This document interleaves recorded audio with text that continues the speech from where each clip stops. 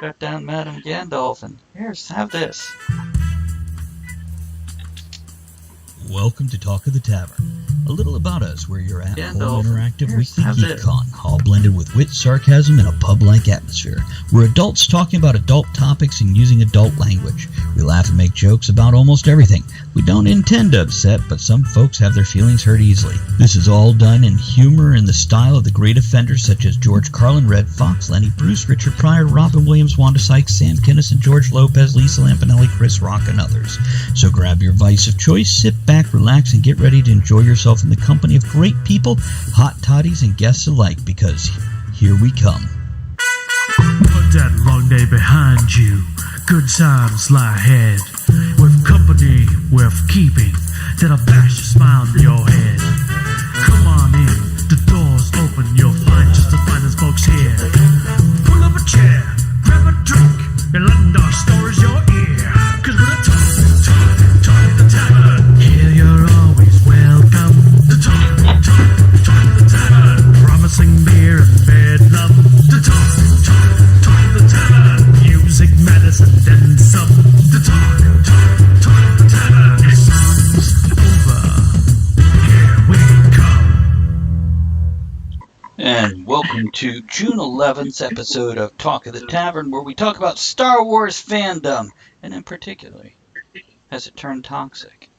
We'll get to that in a couple minutes. First, let's do some introductions. The overly energetic, sound effect driven, incredible cyborg, Elizabeth. They don't have any cyborgs in Star Wars, do they?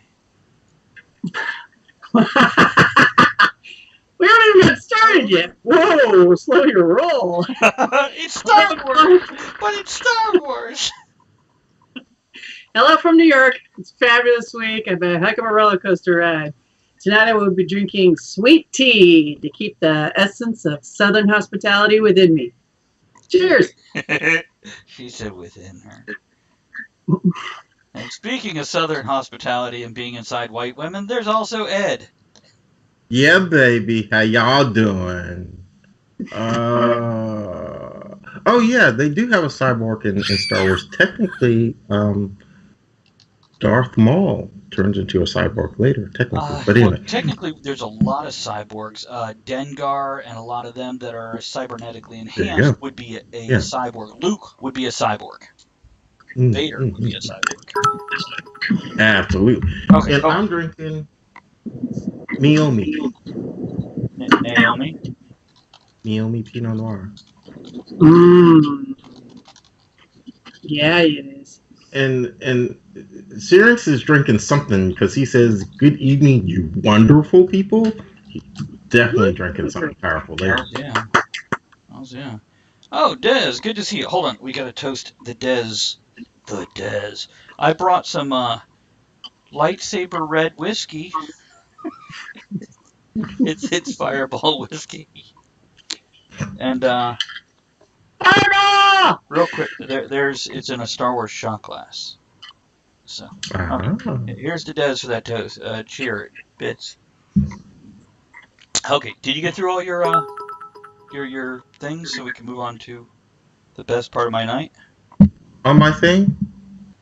Other vices. Oh, your thing? Yeah, I'm done. Okay. And then the best vice of the night, we have Andrea. Yes, she is. Microphone.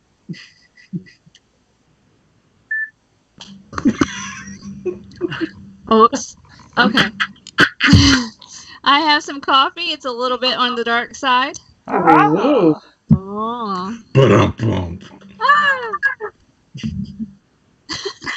Anything else? I hear myself. Oh, yeah. I hear my echo. Come on over to the dark side. That was Barry Vader White. Well, have you met his wife and son? Behind me? Wow, Ed, you've been busy.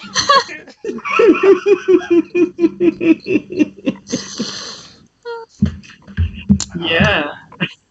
Hey, Ian, good to see you. Cyrenix, thank you for the bits. Appreciate that, buddy. Here's to you.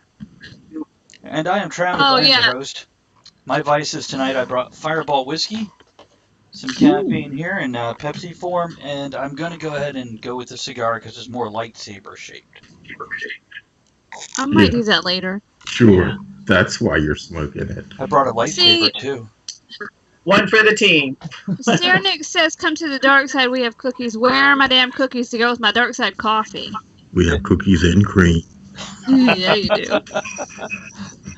A monster for John, chocolate covered coffee beans and water for Dez, cold coffee and house blend for Ian, and Cyrix has cookies. Quit trying to feed the women your cookies, creepy creeperson.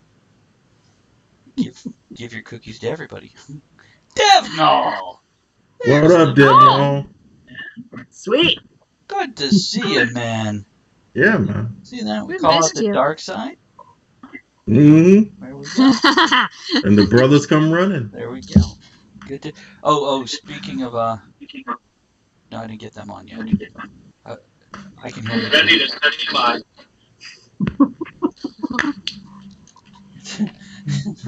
Okay, so I named all my vices, I think, and we're waiting on Kevin. He should be here any minute.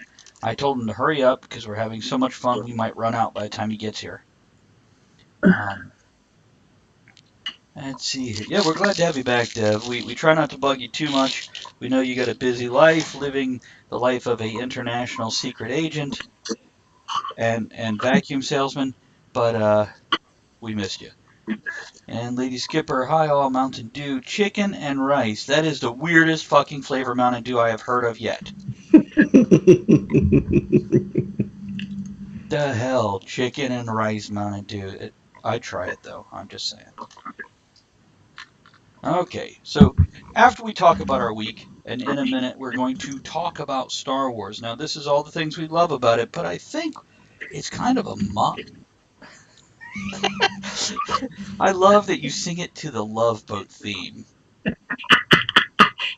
was from Saturday Night Live. Yeah, Saturday Night Live. Star Wars. Da-da-da, Star Wars.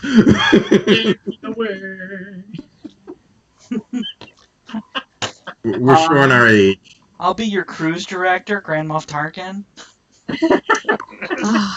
Oh, my goodness.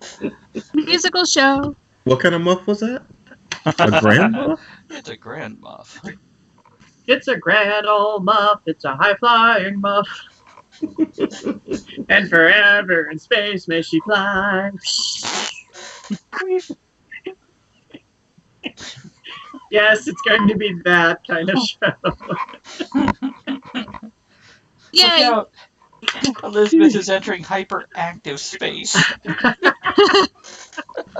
Look what happens when I'm happy. Yay! We like it. Tell us why. Why? I've reached the next tier on the job interview, and I now have to pass the ultimate test. And it'll take a week, and it's due in a week. So, And after the many, ultimate test, then the spankings. no, then I got to go and get a lot of interviews. But maybe they'll be spanking at the office. See, that's a positive outlook. That's good. Can you imagine? You got to get in line, and they all get a whack. And you're like, it's not like the wax we had when we were kids. Lisa, Thank you. May I have another? whack a bum. Oh, no, that's a totally different game. Stay out of New York. Would you like your? So this bum bothering you? You need me to whack him? I'll whack that bum. No. Yes. I was getting off the subway, and it was quite late, and it was a dark street, and I'm walking out, and a young man, big, muscular, shorter man, a young black man, is walking at me. Black man. Black man. Up on his phone, head completely down, and he's going to walk right into me. And I'm tired, and I just want to get home, and so I say, "Look out, zombie." So he startles and steps to the side, and then he says, "What'd you call me?" I said, "Zombie." And I keep going. And I'm walking away, and he yells at me, "Next time you should go around." Well, he's very And quick with the I comeback. I say, "Nice way to talk to a lady." So I turn the corner and kind of scurry. You're like, I'm bad. He can't see me. I'm running like a motherfucker. The point of the story is, you want to be a zombie and maybe die in traffic or falling down these doors because all the basements are open in New York. That is your prerogative. But do not lead a life expecting everyone in the world to get out of your way as you stagger down the street. Here, Not here. gonna happen. And do expect us to take a video and then put it on here going, looks like he's feeling run down and needs to go to Talk of the Tavern. Well, next time. I'm sure there'll be a next time. There's always a next time. New York City, you're playing the odds. Uh-oh, hold on. Kevin message. What's he doing now? Why is he laughing at us? What's wrong with him? Jerk. Is he a bus wanker? Laughing at us. Get He's your my ass favorite wanker. Besides, He's a willy wanker. Okay. Anybody else have something interesting that happened in the past 7 days? Ed, you tore up your bathroom? Yeah, tore both my bathrooms. Blew them up. that was a hell of a meal. Yeah, I'm telling you. But the good news is, in 2 days, they should be finished. And then all I have is trim work. Hey! Yeah, here's to That's what he working said. that trim. You damn right. And there is another Walking Dead convert in my house. Oh. Yes, Teresa bit the bullet this weekend, and she decided to, so we're starting with season 1 in Netflix. Now, let me ask you, have you watched any of Fear the Walking Dead? Yes, I'm like 2 episodes behind, but yeah. Is it worth getting into then? No. No. Okay.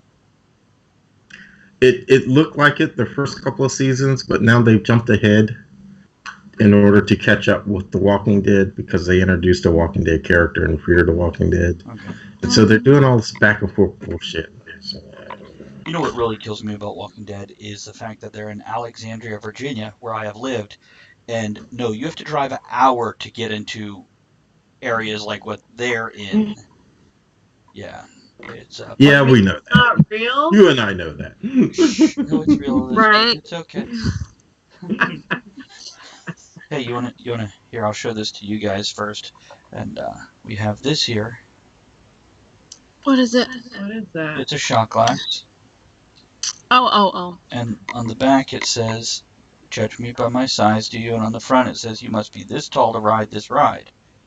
Now, Is that Yoda? That is Yoda. Yes, it is. It's so hold it up for Yoda one. regular viewers there. Yoda one. Oh my The goodness. Jedi Mask. You still have fun. Are we showing off our Star Wars collections now? No, I just had it right here in front of me. It went with my vices. That's the only reason it happened. Oh. I have things. I'm trying to stall till Kevin gets on. Oh, and Andrea has things behind her. Black men. What? And that is correct, Des. I am a trim expert. People forget it now and then, but He's also an expert that is trim. well, whatever. Don't make me add for his age on there. That is never For my size. That's right, for your size. Has it ever been complimentary when anybody adds the phrase on the back of "for their age"? Unless they're a toddler now. Yes. I tell all of my students, because they all ask, because they all take daily updates on what makeup, what costume, how my hair looks. Every day, every week, they ask, how old am I? And I always say, in a very honest fashion, I'm 84. I say, I look pretty good for my age. Yeah. And the kids. You're as old as my grandma. So you just give them the year you graduated high school?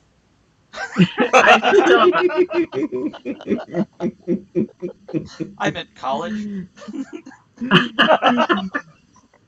You meant IQ. I don't understand. So where's Kevin? Is he? Come on, Kevin, we're stalling for you. He's typing to Elizabeth. Yeah, stop typing. I Get your know. ass on here. Well, you can look at Darth Vader. No, he's my boyfriend. Go ahead. Just don't tell people you have a girlfriend anymore, because apparently that can't happen without it being romantic any longer. Right? I got a girlfriend. That's pretty romantic. You're eating 5 minutes. Okay, we got to stall. Andrew, Don't need 5 minutes. what Oh, I was going to that's where time goes. Andrew, what exciting things happened in your world in the past 7 days? Say it. Okay.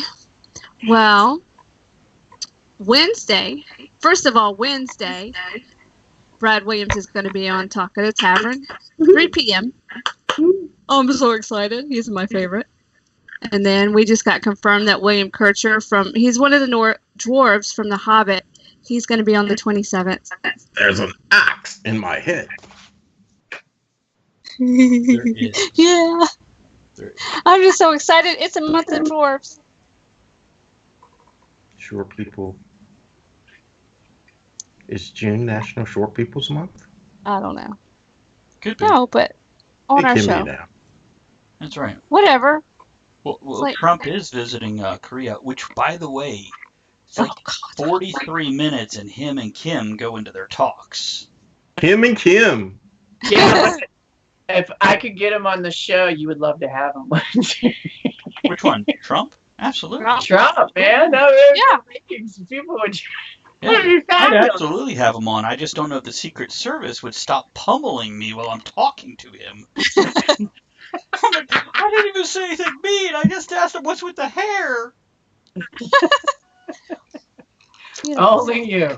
I could be like, I really don't give a damn about your politics, because people are going to bitch about that no matter what. Let's talk about your relationship with your mother. My mother's dead. Oh. So, still close then? Really want to know what's going on here. Daddy issues? What do you got going on there? And pudding pops. Go. Kevin says, I'd love to talk to Trump far more than he'd like to talk to me. He just doesn't know how much he actually wants to talk to you, Kevin, because we haven't. Yeah, but if he could be a sponsor of the show, that would be amazing. I bet we'd get really good. Hey. You know, the funny thing is the split of people we get. And by the way, Ian, you're absolutely right. I Brad know, Williams Ian. doesn't give a shit That's about what you use to refer to his height, little people, midget, dwarf. He doesn't care. And we're going to talk about that Wednesday, because I'm curious how much is his act, how much is him, and that sort of thing. So, yeah, that's definitely on the conversation list. Well, he's probably like me when it comes to being black. Don't Probably. give a shit. Probably. I'm black. Ed, he's not black, Ed. Or me being handsome and a genius. I'm not? He's not black. No. I know he's not black, but he's probably like me. No, I get it. I did. Although Brad Williams, are you sure that's a black name? Thank you, man. I've been filling out a lot of applications for jobs, and I finally got one where they asked me what pronoun I wanted to be used for. Oh, God. He, she, her, yeah. And I remember reading it thinking, there's no Madam Sex Goddess. You could just write it in. What other? Yeah, you have to choose one provided. Ian says, but he does want to be black like Ed and Bob, because right now he's just a little dick instead of having it. No, I phrased that wrong. Damn it. Not being able to get a publicity shot of Brad and me together is the greatest. Oh, Kevin, are you busy Wednesday? We'll bring you on with them. And we'll just talk about our next trip to the UK with them. See, here's the thing. He comes to comedy clubs out in D.C. and Richmond, so he comes fairly close. So you need to come out here, Kevin, and we'll go see a show and get a picture. Are you really He's free free Wednesday? Wednesday. Ooh. Yeah, What? we can have you on then. Kevin's free Wednesday. Nice. Interesting. To bring Will him you on be to talk to conscious? Yeah, will you be conscious and available? Okay, Kevin, you're done eating. Get on the show. Des, We maybe can we could Kickstarter. Kickstarter a trip. That's a great idea. Would you live with me, Kevin? Anyhow, okay. Andrea, what else were you saying? So we've got Brad Williams I Wednesday. forgot. And then William Kircher 2 weeks after. Very good. Now, just so everybody here knows, and if you guys want to help out, I have contacted Mr. T Pay the fool. to get Oh, I him on know. this show. So he just started an Instagram, and he has a Twitter. If any of you folks watching would love to see Mr. T on the show, go tag Talk of the Tavern in a response to one of his tweets or Instagrams, saying you'd love to see him on as a guest. And then I am going to try to get Michael Dorn, who played Worf on Star Trek Next Generation, and Christopher Judge, who played Teal'c on Stargate, together on I the like same that. episode. Teresa's not gonna let me be on that show unless she can be on there. That's fine. We'll bring her on. She can just sit there giggling, smiling, and drooling. Mm. Kind of like eggs.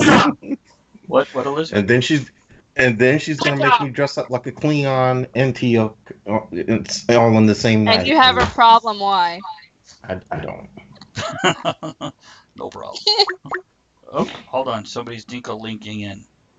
Is that Kevin? Dink-a-link-a-link. It's My dink-a-link. My dink-a-link. Yeah, I love that So song. need to play with my own dink-a-link. I'm going to just try to add. Oh, there's Kevin. He made There he it is. in. Wow. Hey. There we go. Just Hey guys, Hey, Kevin. What How's up, your bro? week been, man? it was all right. Sorry, I took my time getting to you. I was busy stuffing my face. Mhm. What were you stuffing I it bet with? I bet that's what it's stuffing. Yeah, you know it, baby. I was eating a chicken and chorizo or risotto. Is that Okay. anything like chicken and rice Mountain Dew that ladies It strippers could drinking basically tonight? it's like a chicken and chorizo risotto, but instead of made with risotto rice, it's made with orzo instead. Oh, that sounds good. Okay. Anything exciting to talk about your life, or can we get on to the topic? Fuck no. Because it's starting. Hey, I like your shirt. Let me see your shirt. It's a sweater. Uh-oh. Let's, Is that why a don't you, It's a take it. birthday present from my in-laws. See, at first I was getting worried because I knew he had played a redneck several shows back, when we did that particular episode. And I thought it was camouflage at first when he came on here. And I was like, What? dude. I thought it was like a Hawaiian. When I rock up in the baseball cap, Ed, that's when you want to start worrying. Okay, all right. You see my shirt? I know we... Yeah. I can see it, but I can't see what's on it. Hang on. It's the critters from the cantina Oh, okay. in Star Wars: A New Hope, and it says Mos Eisley cool. Cantina in the form of like cheers, and this says no droids allowed. Oh, I want the other one also that says my friends don't like you and I don't like you either. This is Mos Eisley Cantina. Judge was on MacGyver years before he signed on as Teal'c. Nice. Well, I think from what I've seen from interviews and everything I've seen about Chris and Michael, is they're both really laid back, awesome guys. So I think they'd be fun to have, especially with Ed. And also Ed is just such a huge fan of those shows and those roles. I feel like I'd have to have him on just because he deserves it. Yeah. Okay. So let's do an opening toast. Star Wars. Here's to 40 plus years of awesome shit, and 40 more to come if Disney will keep kicking ass with it. Yeah, buddy. Cheers. So I'm curious who amongst us five here, and then our viewing audience, thinks Disney is not kicking ass with Star Wars. There he is. Where the fuck you been, bro? Bobby! hey, Bob. Thanks for the bits, buddy. So does Elizabeth, Kevin, Andrea, Ed, do any of you think Disney is not kicking ass with Star Wars. No. I don't think they're not kicking ass. I think the problem is how people are judging them. It's the mindset Star Wars fans are coming at the new movies in. Right. See, and I'll get to that. I was just curious if any of us took that side. You're satisfied personally. Well, I take it for what it is. It's entertaining. Yeah, I'm a little bit like Andrea just said. It's entertainment. It's Star Wars. I'm gonna watch it no matter what. You know, we talked a little bit pre-show. Not the direction I'd hoped for necessarily.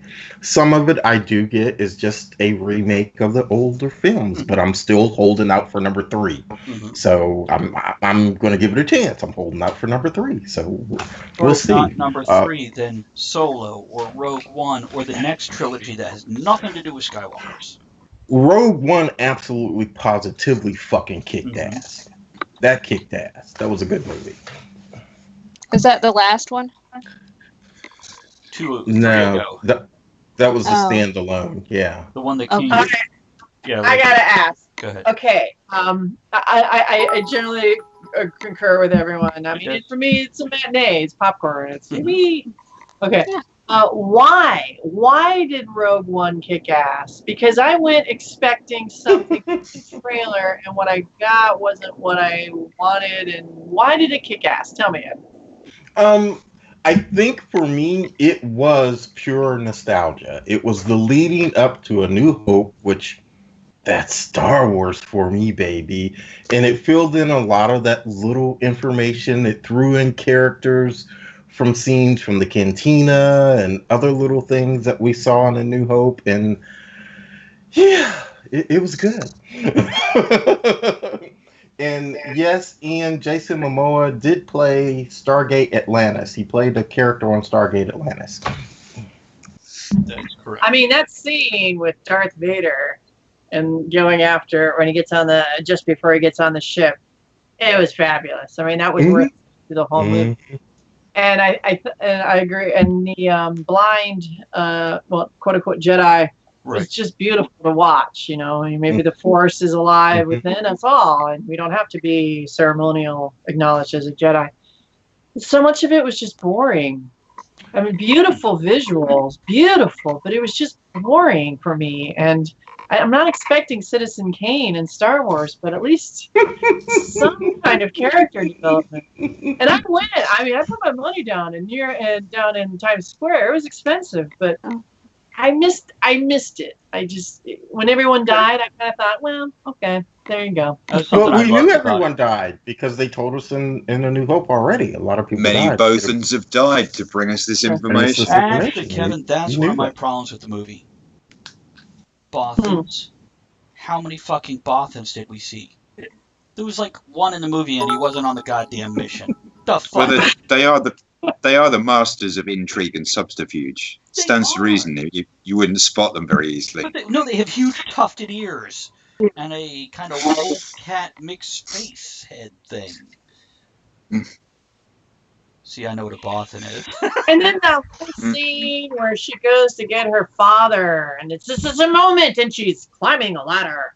And she's climbing a ladder. And she's climbing a ladder in the rain. I mean, come on. Come on, Star Wars. You know, something. I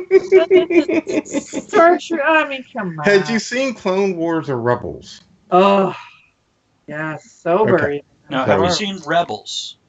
Oh, the show. Yes. Yeah, that's pretty cool, man. Okay, because there were characters introduced that were in.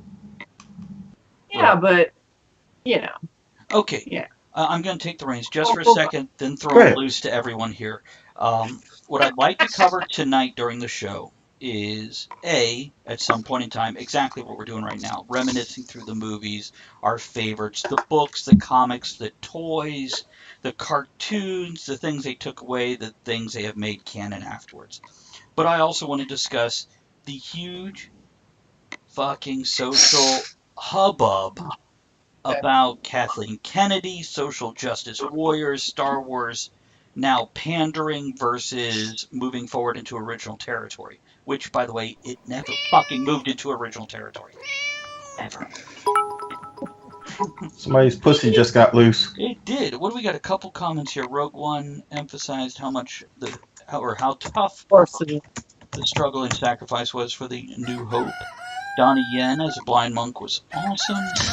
Clone Wars animated movie. Kevin's cock. Des and Bob are having a private conversation, and we're back to you guys. Victoria's here. Hi, Victoria. Victoria! Miss you, darling. Hello, Victoria. Jean did drop me a message earlier in the week saying she's not going to be around for a bit because of things. She's working that body. Yeah, she is. Exactly. Working that body. Working that body. She's working that body. I walk out. She's sexy and she knows it. Now for our musical interlude. We stray so easily. Okay, so back to it. Cyrnic said his... Hello, Victoria. And Cyrnic said his favorite is Empire Strikes Back. Is anybody's favorite not Empire Strikes Back? Okay, moving on. I'm not sure I have a favorite. Yeah, me neither. I'm not sure. Really? Mm-hmm.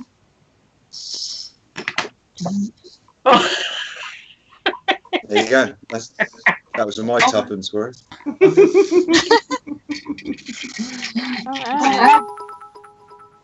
It's so what's our least favorite?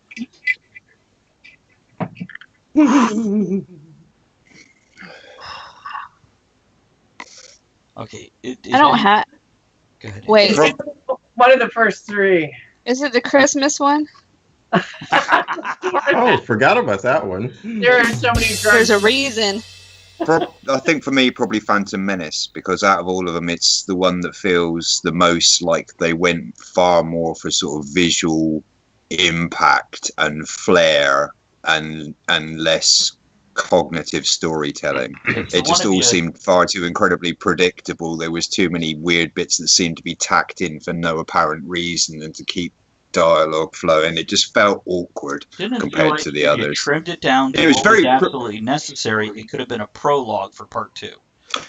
Yeah, kind of. It was a very visually pretty film, don't get me wrong. I mean, it's not like it glaringly stands out as being much poorer quality than the other Star Wars movies, but for me, the narrative of the film just didn't grip me in any way near what I expect from Star Wars storytelling.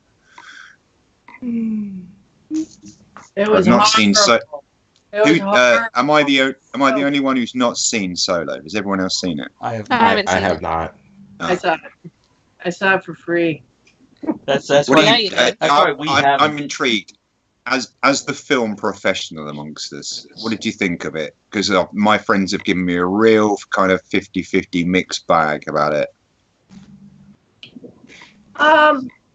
Visually, it's just the quality. There's moments, I mean, I had like a visual, physical orgasm watching certain parts. And they're just little parts, like just the speeder and how the street looked. Story-wise, it's okay. It was fun. It was a matinee. There's no real great memorable lines. There's a couple of cool moments. Some of the chase scenes are really fun. You know, don't spend a lot of money. It's fun. Cool. Yeah. I would give it 3 beers. Because that's what it's going to take. Nice. I'd many? give anything 3 beers. It depends. How many beers have I got? Okay, what kind? I'm glad I saw it. I'm really glad I didn't pay a lot of money to see it. And, you know, it's fine. If it comes on Netflix or, you know, go see it, check it out. Okay. And Cyrnic There's a said- couple moments I got a little pissed off. I have to admit, the little feminist robot fighting for the freedom of all robots, it was just obnoxious. And then saying, like, Lando and her having sex, suggesting that. I mean, it just started creeping into a very odd zone that you don't want to see in a matinee. Like, if I'm going to a twisted art film, I'm like, okay, let's go there. But, you know, not in Star Wars. You know? Yeah, thanks for giving it all away for us. You're welcome. This is why I would rather watch the movies at home. Because you can't stop it, Yeah, so you rewind can it, see pause what the and hell go, happened, or have commentary. Yeah. People don't like when you have commentary in the movie theater. That's why I go to black theaters, so you can. True that. Well, the drive-in's good because That's true. you can talk and. I have a quick question for the group. Let me get my pen. 42. 42. If you were a Star Wars character, and don't get all obscure out there, Why are you looking at me? Yeah, I'm looking at all y'all. Okay. Which one would you be? Okay, don't get obscure now. It's for the board. So let's I'd be keep the it. bad motherfucker himself, Mace Windu, baby. That's the reason. You're a shoe-in for the party. I'd be Yoda because I talk gibberish, but I hide wisdom in it. And I run shit. I'm too tall to be a stormtrooper. Be Darth Vader. Okay. Yeah, see, everyone says that to me. Like the local chapter of the 501st Legion, the Star Wars reenactors here, they're called the Vectis Remnant. Shout out to the Vectis Remnant, my friends in that. My friend Luke, who's kind of one of the guys in charge of that. Yeah. Really? Yeah. If it makes you feel better, he's actually a Wookiee. In real life? He's constantly nagging me, would I come and do Darth Vader with them, and would I be interested in getting into it? Man, I don't have the money or the time. Would I get into it? Possibly. I'd be Darth Vader. Possibly Darth Vader as part of their much more Chewie oriented. I'm glad you went with the second word there. I don't know who I'd be. I mean, in terms of like my gangly limbs and the way I move, and I shudder to say this, please don't draw me as this, but I'd probably end up getting lumped with Jar Jar Binks. Because physically, you're much too I smart, move man. very much like. But you're smart. Yeah. I can't remember his name now. I'm having a mental block. The guy with the multi-tentacled heads, the Twi'lek guy who's Jabba the Hutt's right-hand man. No, more like the Jedi guy. Well, I don't know. You are pretty laid back. Maybe you're not as energetic as a Jedi needs to be. I don't need to be energetic to be a Jedi. Being a Jedi would be amazing. Right now, using the power of the Force, I could turn the coffee machine on and then levitate my coffee to me. Oh, yeah. Kevin. This is Kevin, Oh. right here. Yeah, Well, Rick. I closely resemble that guy, but only when I'm naked from the waist down. And we've got some comments I'll read after we claim who we're going to be. So, Well, you can claim it, but I'm drawing it, so. Andrea? One of the little robots put together from the junk piles. Okay.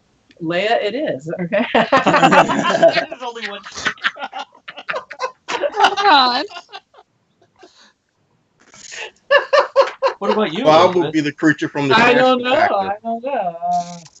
Well, Who do we have left? think about it for a Oh, second. there's only one chick. Ah, crap. No, there's like I don't know. 17 chicks now. There are female Jedis. There's more than Padme, Rey, and I was Rey. gonna. I'm trying. Why do I have to be a female? You don't. Oh, stop it. I was No, just but trying see- to. Go ahead. I was gonna say, Padme would be good because of the elaborate costume. Oh, yeah, that's right. Okay, all right. Well, I was trying to stick to the original poster, but Padme would be good because of the makeup. You got it. Which one do you want? What outfit? The big one? The one with the thing? Just make it awesome. I don't care. Make her look like the Statue of Liberty. All right, I'll be Leia. I'm cool. Yeah, you will. Only if I were floating in space, my last thought would be reaching for the beer. I see Elizabeth more like Ben Kenobi. A little flawed, a little wise, definitely, kind of stays out of the spotlight, but when in the spotlight, takes care of shit. Okay. I'll see what I can do. Oh, you don't have You to can be whoever the hell you want, though. I'm just paying you some Oh, well, thank you. honor here. And then, Okay. when you kill me, I clean up my own mess. You do. It's nothing like you in real life. Self-cleaning Jedi. Just flip the switch and turn up the heat. Okay, so Toria says, Just give me a bit. I think the original first one is one that she likes. Ian says, I enjoy the pod races, something I could have done without personally. Cyrnix says, part of me was kind of hoping for the introduction of Chewbacca and Solo, would have met his family, would have connected the holiday special to make it canon again, but there was a nod to it in Force Awakens. Cernix loves Solo. Victoria wanted to be Princess Leia so bad when she was a kid. So did Kevin, apparently. Bob, as Ed read, would be the creature in the trash compactor. Ian would be Jabba the Hutt if he can't be obscure, but if he could, the Moss Eisley bartender. I don't think that's too weird. I think that's Remember the band? Band was awesome. Yeah. Oh yeah. I gotta respond to Bob. Black people do not collect Star Wars figures. It's not cool. Bob, geek chicks love it, man. They do. We do. Des says, I identify as a bucket, just so you know. A bucket in Star Wars is slang for a stormtrooper's helmet or a clone trooper's helmet. So you're a helmet. Lord helmet. You're a helmet. Sir Skipper, Lady Skipper says, Sir Skipper is a combo of Han and Chewie, and Lady Skipper likes Boba Fett. Cernix wants to be IG-88, which is the tall, skinny, metallic. Good call. Droid. I can see that. I should have gone with that. I think Cernix is a bit loud to be IG-88, because even in the cartoons when IG-88 talks, he's not quite as energetic as Cernix. You know, it's true. One of my first memories of MarsCon, and before I knew anyone, and I just thought, okay, how do I make an impression? I ran around taking hundreds of photos, and then I made a little video. I was in a hallway, and I'm taking pictures, and I turn around, and I see marching down the hallway is Darth Vader, flanked by stormtroopers, and his cape is flowing behind him. And I got that childish, and then I got a little afraid, because that little 8-year-old laughed and think, oh, don't look at him. Give Lord Vader the pass. Lord Vader. And I stepped aside and he went by. And I just was enamored with that feeling. And that's the feeling of why I make film, is for that feeling. And then to counter that beauty, one day I'm online, and this is right after Disney had taken over Star Wars. And I saw a video and I clicked on it. And they showed stormtroopers and Darth Vader dancing to You Can't Touch This. Uh-huh. And it destroyed the 8-year-old in me, and I just felt awful afterwards. You saw that live, right, Travis? Oh. I probably was one of the stormtroopers. It's hard to say. But didn't you see that at Disney when you were No, because that was shut down.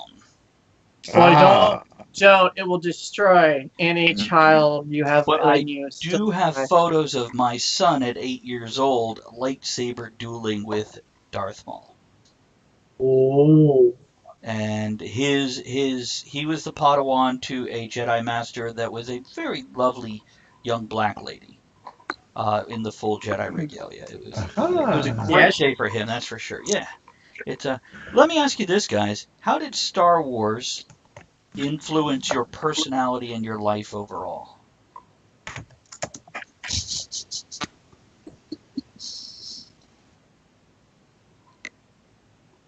Don't everybody answer one. Actually, this is going to be funny. People are going to laugh at me. It's what made me start studying martial arts. That makes sense.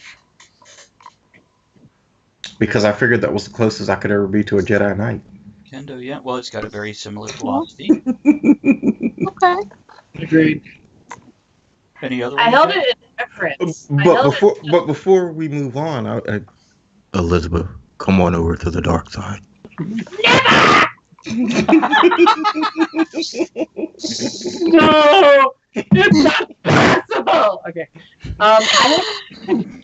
For me, it was reverence, and it was kind of the core. I always was a huge fan of cowboy movies growing up, and this was this cowboy movie in space, and it, don't go to the dark side, stay good, and it just made sense to me. And I agree with Ed.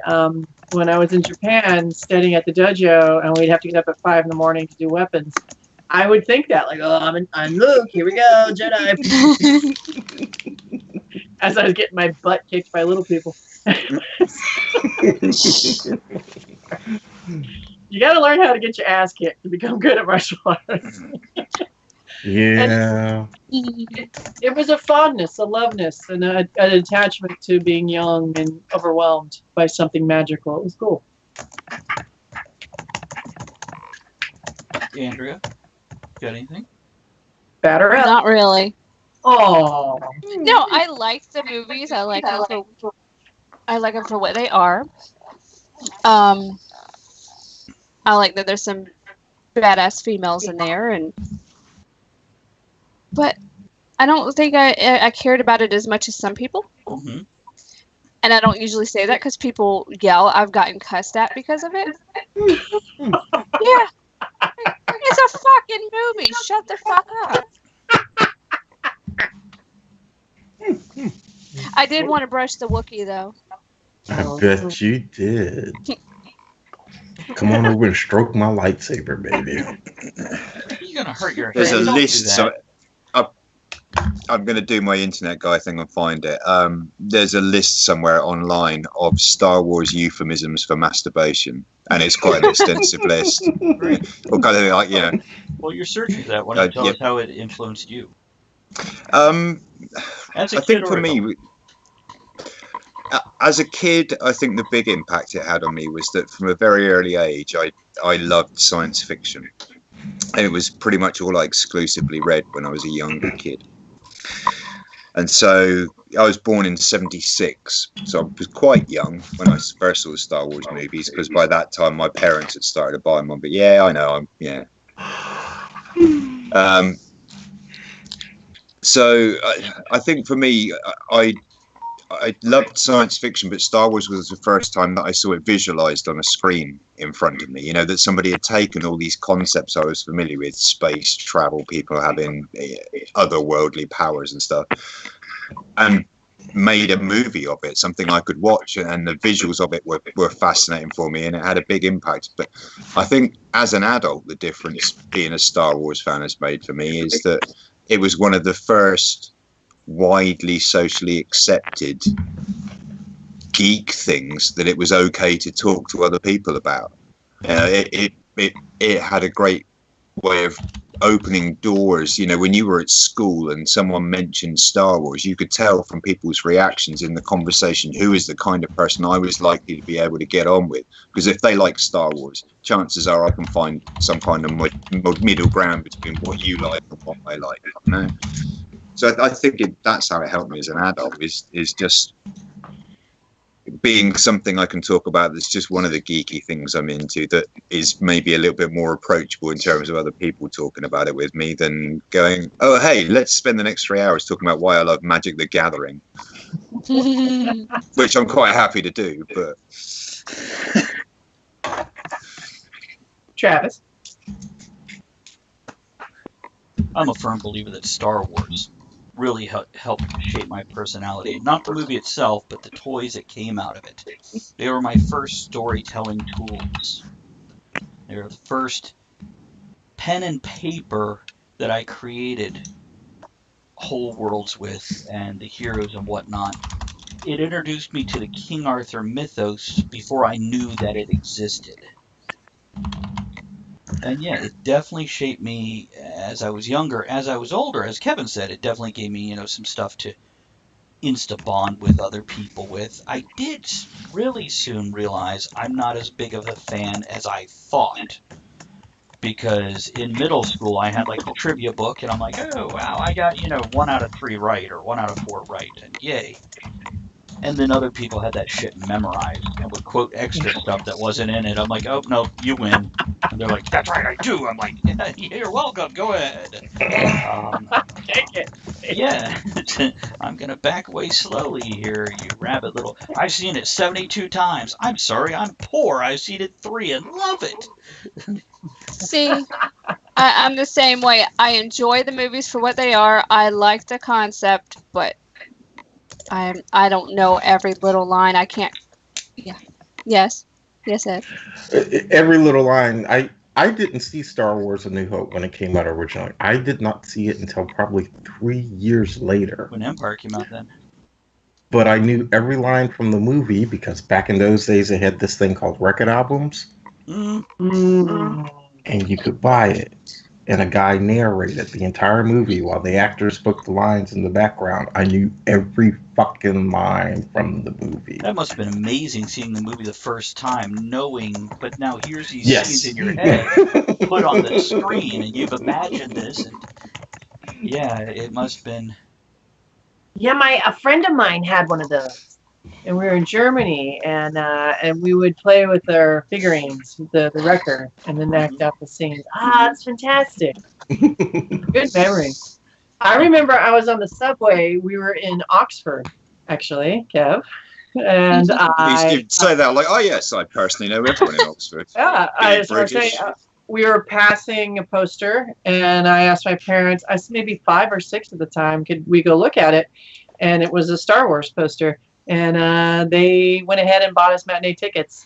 Oh. And we were sitting in the theater. We had omelets for lunch, and we were sitting in the theater watching Star Wars. Nice. I really want an omelet now. Make enough for everybody. I wonder if I've got eggs. I might see if I can whip one up in the break. In about 4 minutes, we're going into the break and then coming back with this week in history. Yeah, I know. Already gone through an hour almost. Well, see, I didn't even get to use my sign. Use your sign. Because you remembered. Oh, I'm sorry. I saw the sign. You want to hold it up? There you go. Hey! We got 3 minutes. Of course, we can't go into it early. Cat's putting his tail in my whiskey. What the hell, Cat? Elizabeth, that song that you were just singing, The Sign by Ace of Base, do you know the backstory about the band Ace of Base? I don't. Yeah, if you're bored later, give yourself a chuckle. Just Google Ace of Base Nazi sympathies. You got it. Real quick for all our viewers, the link that just posted in the chat is the link to the newsletter. Sign up for it to keep up to date on everything, whether it's our live events or shows or guests or whatever. That's the thing you want. I send it out once a week like clockwork. So anyhow, and yeah, they're talking about the records. Yes, Ed? Victoria said, have to agree with Kevin, and I think it opened the door for the Star Trek movies to be cool. And that was one thing I was thinking about as Kevin was talking. Because before Star Wars came out, the only thing we had were those piss poor Lost in Space and Battlestar Galactica. Well, it was okay, but yeah, Space Battlestar was better. But I get where Ed's coming from.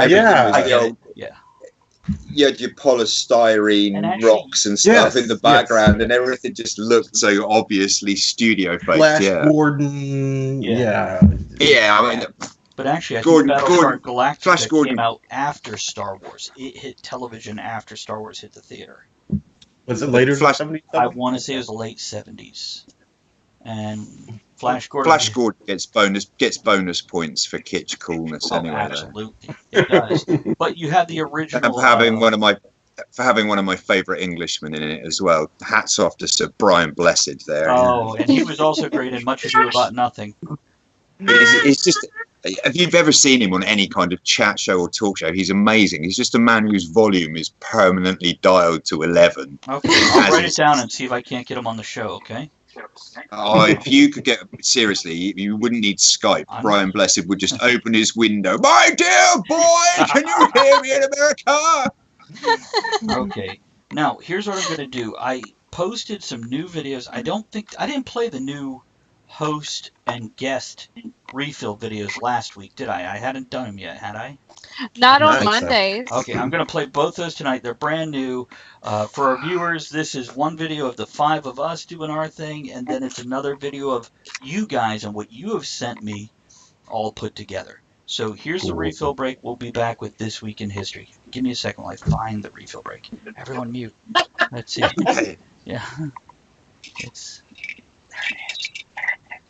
Star Wars.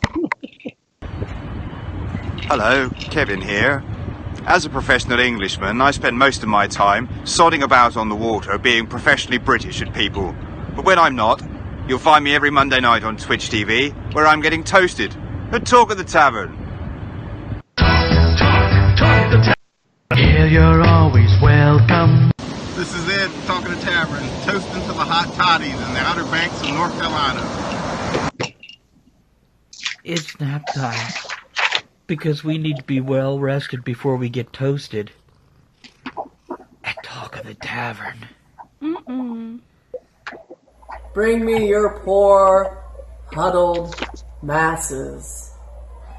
And we'll get toasted at Talk of the Tavern. Whoop whoop! Hello, Kevin here again. Wait. And I think you can see that for a clearly uplifting experience, it's crane to see you should be spending your Monday nights watching Talk of the Tavern on Twitch TV. Let's get toasted. This is Ed with Talk of the Tavern, and this is the lower half of the campground I stayed in this weekend. I'm now stuck in a fucking cabin in the upper half of the campground because the goddamn road is washed out. Yep, that's an Ed rant. I don't know which way to go to get toasted at Talk of the Tavern.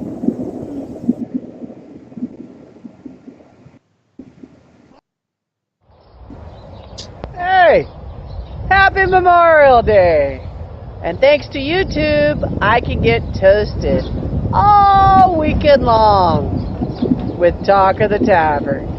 Cheers, Slaja! Kampai! Salud! Whoop whoop!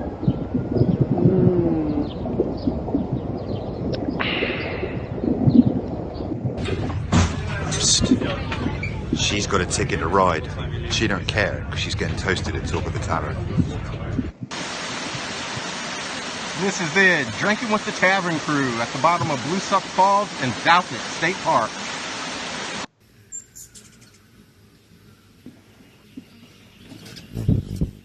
Look who's getting toasted at Talk of the Tavern.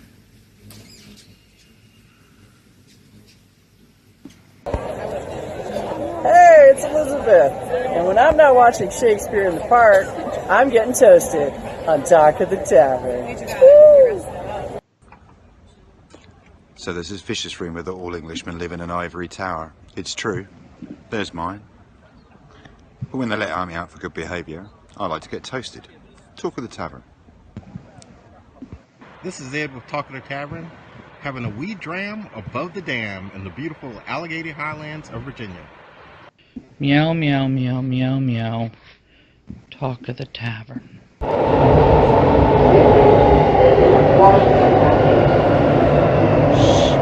Don't tell him I just got toasted at Talk of the Tavern.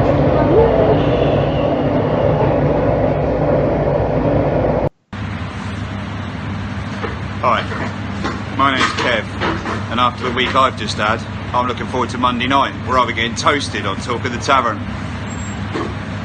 This is Ed with Talk of the Tavern, having a drink while I watch my white meat get hot. What the hell is this place called again? Cigar Realm. Cigar Realm. Oh, we're still recording. Here we are at Cigar Realm, and we're getting toasted at Talk of the Tavern.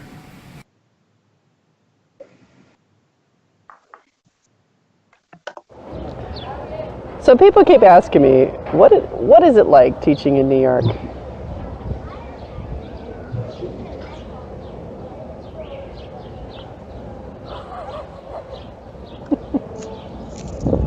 Too easy. It's too easy.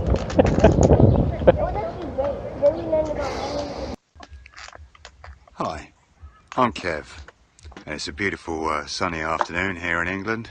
It's my birthday, and I'm off to the mainland to celebrate, so I'm getting toasted for Talk of the Tavern. We're getting toasted at Talk of the Tavern. He's so wild out. He's toasted on Talk of the Tavern. Bus wanker update number 194. It's fucking dark, innit?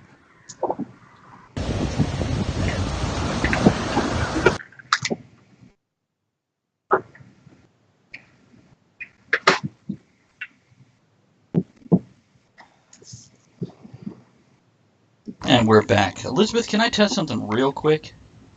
Yes. Do me a favor. Grab your mouse over your Skype screen, and click the microphone button on your Skype screen one time for me. Okay. That's what you need to do when we go into a break. Okay. Oh, it worked. It didn't work last time. I didn't think it did, but I want to check it again. And here's time for This Week in History. This week in history. Okay, Ed, what happened this week in history, man? Thanks for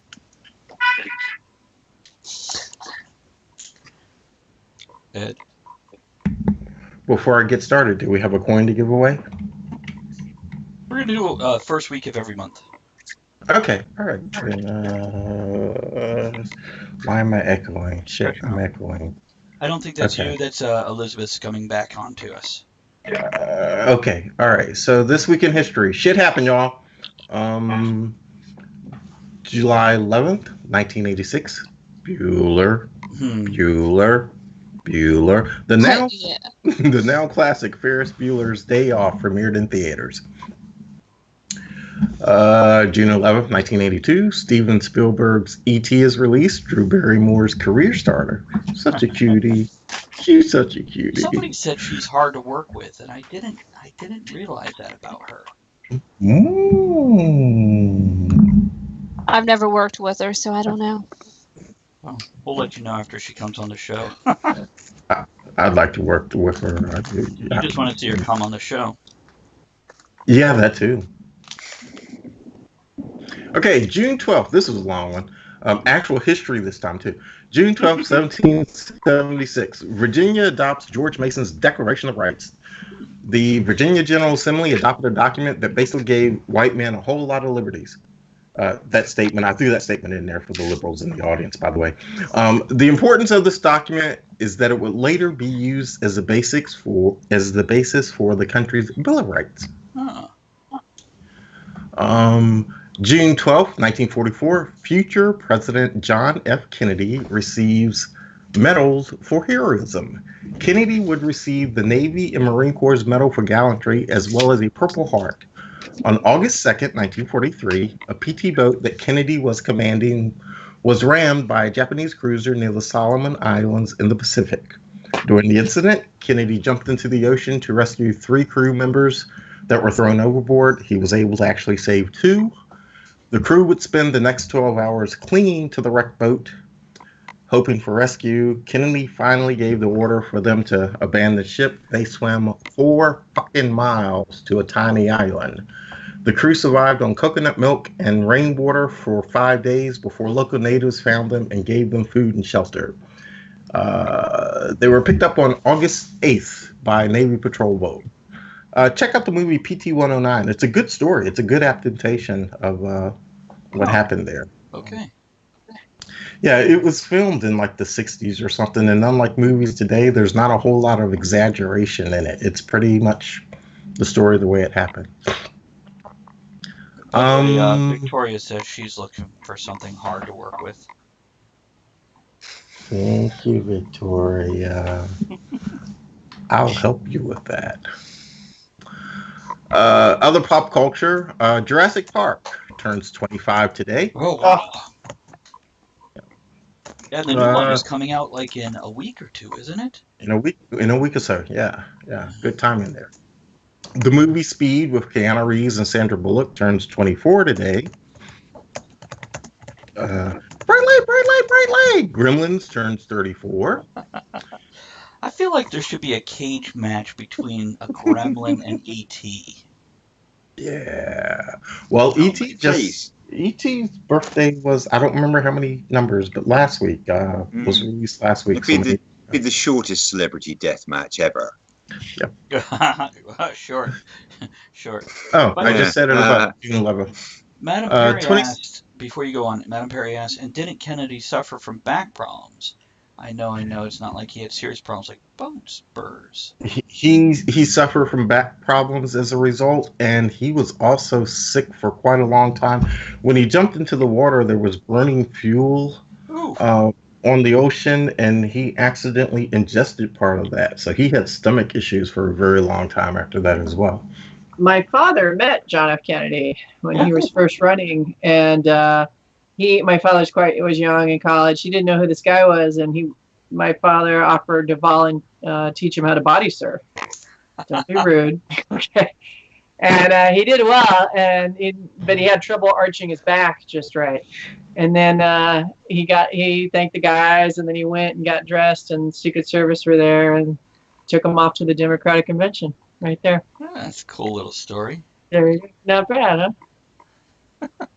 My father said it was the only Democrat he ever voted for. Personal interaction makes a huge difference, doesn't it? Yep. A lot of things make a difference. Indeed. But we digress.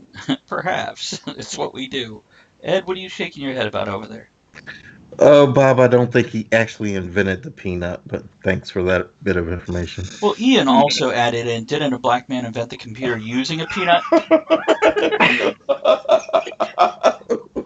So, yeah, it was like an abacus, but out of peanuts as a panabacus. It was an abanut. I don't know. I forget what he called it. It's one of the two. Okay, and 27 years ago, my favorite movie of all time was released, Jungle Fever, baby. Spike Lee. Yeah. Not to be confused with Spike Jones.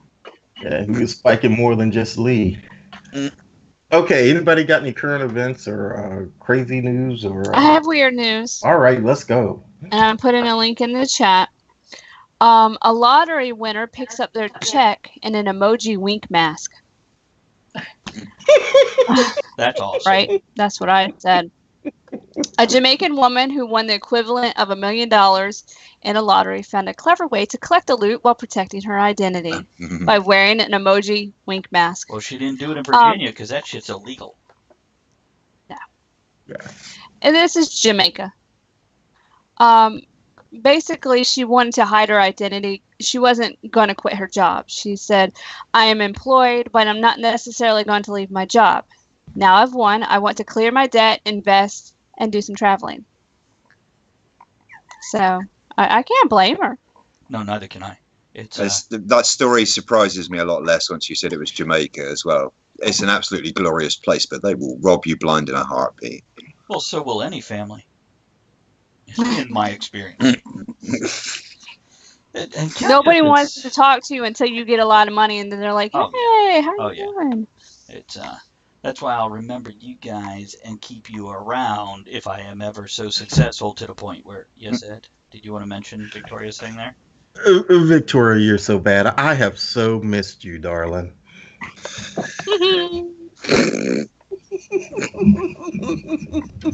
For those that not reading, Victoria says, I arch my back when I body surf.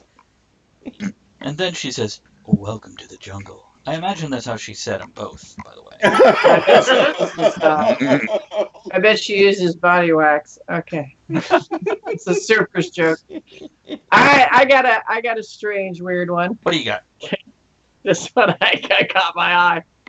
Driver allegedly poops on another man in a fit of road rage. Go on. I will. This is great. Two drivers got into an argument. Then things got messy. Okay. Henry George Weaver of New Tripoli faces a harassment charge after he allegedly ... Well, the accused and the victim got into a road rage argument, leading the accused to defecate on the victim, Pennsylvania State Police said in a succinct news release. The argument happened around 8:45 a.m. Friday at the intersection of routes 309 and 100 in Heidelberg Township. The police report said it did not say what preceded the altercation, the identity of the other driver, or list Weaver's age. The harassment charge is pending in district court. See, I've got to know. Did he shit in the window? Were they both outside of the cars? Did he shit and throw it at him? Is he really tall? Is he really tall? Does he have control over his bowels where he can projectile? Or did the passenger chuck his ass out the window after yelling and then just shoot it across the lane? Inquiring minds want to know. I will be looking into this article. He uses Jedi powers.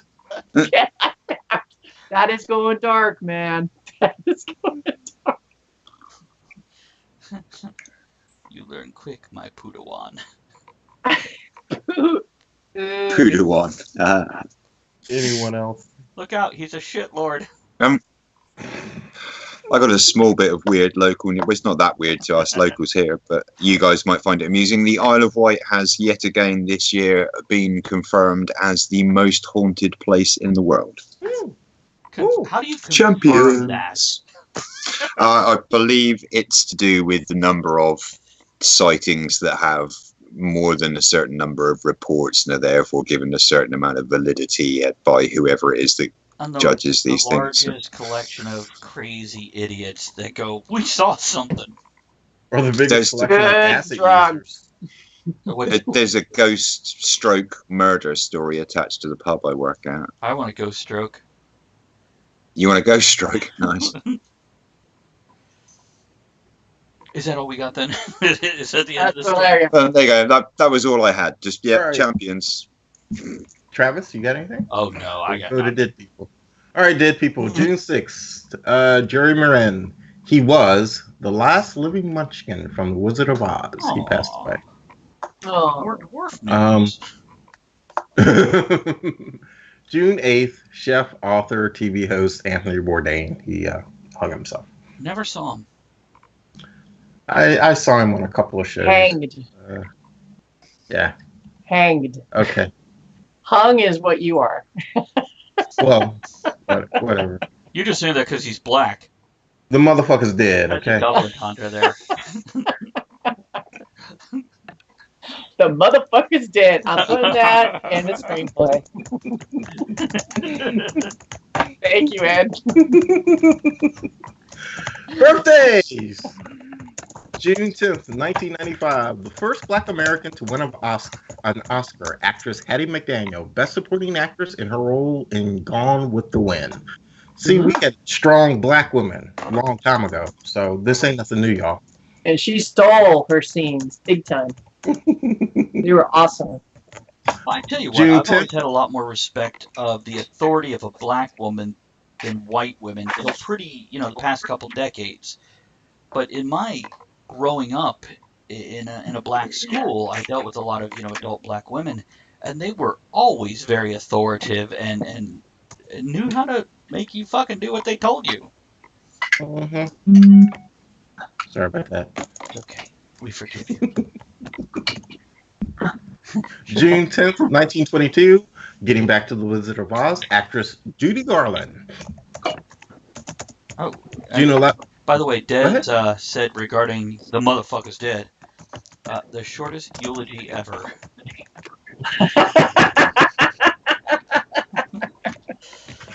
Good line, Countess. I ain't birthing no babies. See, Elizabeth, that could be your follow-up line right there. One character says, I didn't know nothing about Bird No Baby. motherfucker's dead. Next person says, shortest eulogy ever.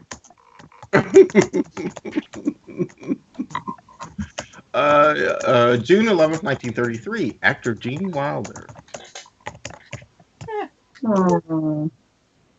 June 13th, 1953. Actor, comedian Tim Allen. Oh, we just watched a movie with him last night, Tea. Wild Hogs. Oh, yeah. Yeah. He's in Yeah, and Martin Lawrence. June 14th, 1946.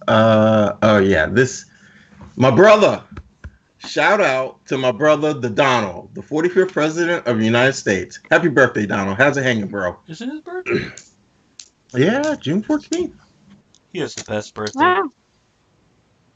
June 15th, 1969. Rapper turned actor O'Shea Jackson, a.k.a. Ice Cube. Oh, he wasn't born Ice Cube? No, actually, believe that shit. Oh, I can believe parents You will see- name their kids anything now. Yeah. Ed, have you seen that thing where someone calculated exactly what day he was referring to in Today Was a Good Day? Like, they went through all the lyrics. I'll find it and I'll post you a link in a minute. They went through it and they analysed some of the lyrics and they were like, well, that could only have happened on these days. And they narrowed it down and they decided there is only one day that actually fits. So they have worked out what day Ice Cube had a good day on. I'm going to find it for you. Oh, Speaking of rappers, I didn't put it up here, but Tupac's birthday would have also been this week as well.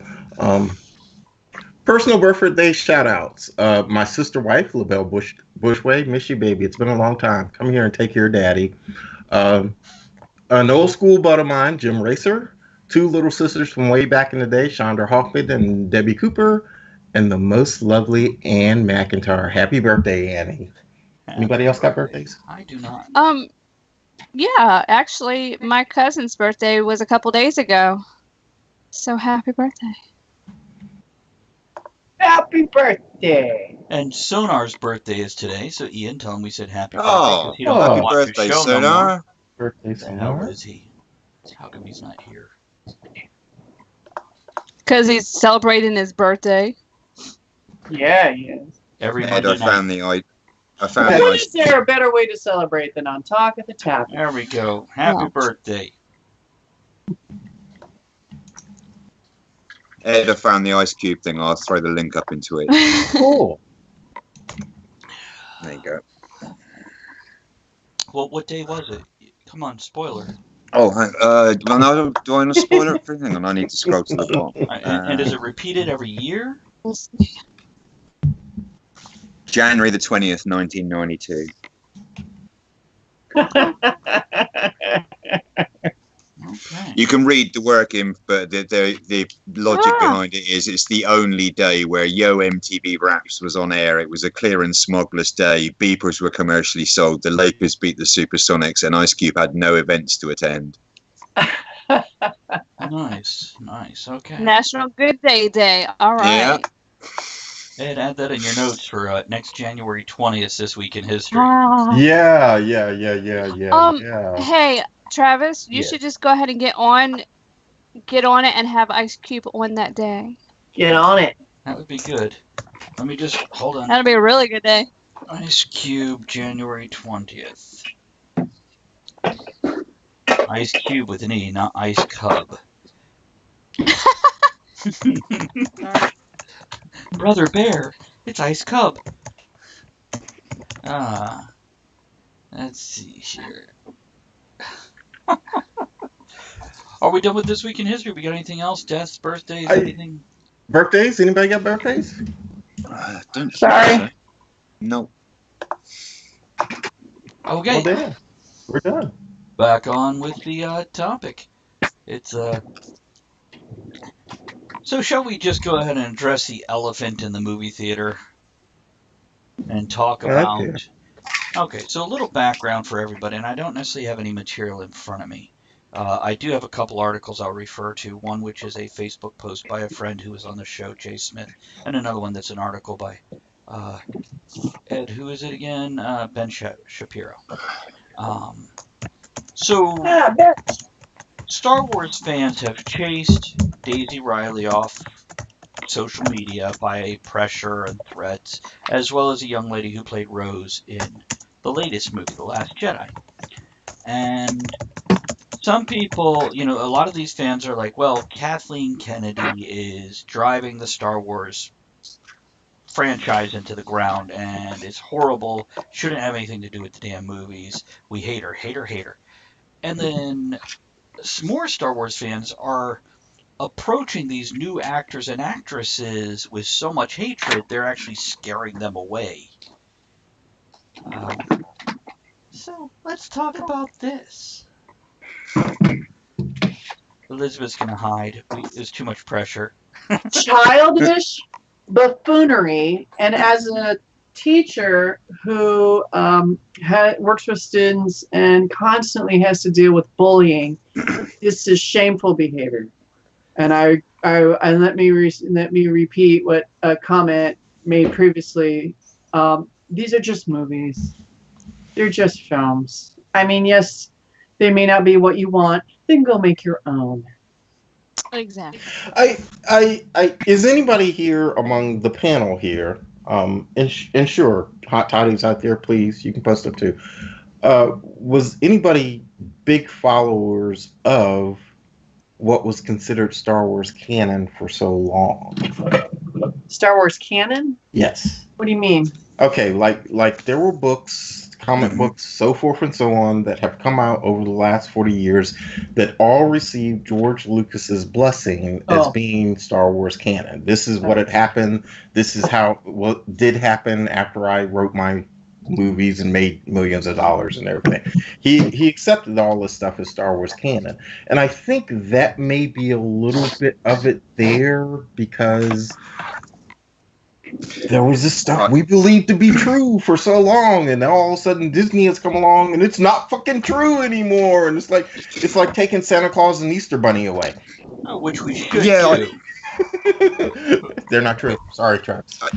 I agree to an extent. I don't know if it's so much that they've proved wrong all that extra stuff, Ed, but going back to something you said earlier about the fact that Rogue One was so well received, and you made a comment about it triggered that sense of nostalgia. Yeah. Now, I wonder if the reason Rogue One was better received than some of the other modern Star Wars movies was precisely because of that kind of nostalgic tie back to the original movies. I think for a lot of diehard Star Wars fans, and I've not watched the comic, I've not read the comic books so much, and I've not watched Rebels. I've mainly watched the movies and read the books. Now, the books you're referring to, the ones that were released with Lucas's blessing, I've read quite a few of those. And what's always struck me as weird about these new movies, and if there's any other sort of hardcore Star Wars fans out there, I'd be intrigued to know what you think about this. What is why they've gone down the avenue of these new storylines when there already exists in this wealth of literature out there so many amazing stories and characters that they could have drawn on and made amazing new movies and still done it in the way they wanted to. And instead, they seem to be making up. There's nothing wrong with making up new stories in the Star Wars universe. That's what keeps Star Wars alive for new generations. Right. But I think there's this over tendency by some Star Wars fans to cling desperately to, we want another Luke and Han story, and we want to see Chewie again. And Jesus, there's only so much these characters can achieve in their lifetime. You've got to let it go. At the end of the day, Star Wars is not those original movies. It is this enormous cosmos, this enormous empire of planets that Lucas had all these crazy ideas from, or any of which could have ended up being made to Star Wars movies if he'd got out of bed that morning on the left-hand side instead of the right. You know, people cling too much to Star Wars is this big, holy, shining trinity of movies, and anything else outside of that, depending on where it falls in your particular sphere, gets more or less praise. But it's those three movies, you know. Let it go. There's so much amazing stuff we could do with a Star Wars movie. People would stop prejudging every damn thing that comes out and hating it until proven otherwise. It's almost like we've forgotten how to give a movie a chance, and we're going to be determined that any new Star Wars thing now is going to be utter shit until we've watched it and we find something about it to like. That's the problem at the moment. I think a large part of it is people are just clinging way too much to that. Andrew? But if anyone who makes Star Wars movies is watching, where the fuck is a movie about Admiral Thrawn? Sort it out. Andrew, did you have something to say earlier? No. Okay. I want to read my friend's Facebook post here, and it's kind of long-winded, so bear with me here, guys. This is Jay Smith says, there's been a generational shift in fandom. There's also been a great change from what was once insular and private to inclusive and shared, and it scares the hell out of me of some who see that change as dangerous or frightening. When I was growing up, girls didn't typically run with the nerd herd. When a girl showed an interest in comics or sci-fi, it was like spotting a rabid unicorn, astonishing and a little scary. Of course, I grew up in the suburbs at a time when gender roles were well defined. As the 80s turned into the 90s, this began to change. But not everywhere, and not all fans were so willing to change. Many groups I've played in included a few boys who I can picture growing up in incel types bitching about how pop culture is raping their childhoods. I'd like to think that most of them grew up and grew out of their fear of women, but I also know a lot of people who peaked in high school who hate how the world passed them by half their lifetime ago. Some see diversity in fandom as proof of its noblest qualities. Others see it as an invasion of their sanctuary or desecration of their holy sites and rites by infidels who didn't suffer long and hard to earn entry. I'm afraid the latter group is a lost cause. You can no more win an ideological war with them than you can win a war on terror. To them, Star Wars will always be the adventures of Luke Skywalker, and the end of his story in the new trilogy will always be seen as a way to destroy that saga in favor of something unnecessarily foreign and inferior. And if girls want to step into the world, there'll always be angry boys hiding behind their keyboards, really to do the only thing they'd ever been able to do in their entire lives. Yes? Go ahead and finish, and Okay. then I'll Complain and rage against the ether. As a white male who experienced the commercialization of fandom over the decades, I admit being surprised by how things have changed. Back in the 80s, even into the 90s, I never expected to see women, adult, professional women with families, choosing to build costumes around characters they love and spend time making people happy. I never thought there were so many people of color who would openly roll up characters for a tabletop RPG. I didn't expect the shift in pop culture to represent more than just the traditional hero damsel tropes. It surprises me, but it means those of us who were outcasts when we loved those things were not so alone after all. So, while we can do nothing about the last block of resistance, know that those clown shoe jackasses don't speak for me or my generation or my gender. They are outliers. They're the voice of the lie. The bullied have become the bullies, and they should know better. Eleanor Roosevelt had a saying that when something like, only you can allow someone to pee on your squee. Just because someone says something that it doesn't make it true, and only you can decide if an opinion deserves a kind of attention that lends it validation. Best leave these zealots of the Orthodox Church of Holy Fandom where they've been all this time, alone and isolated.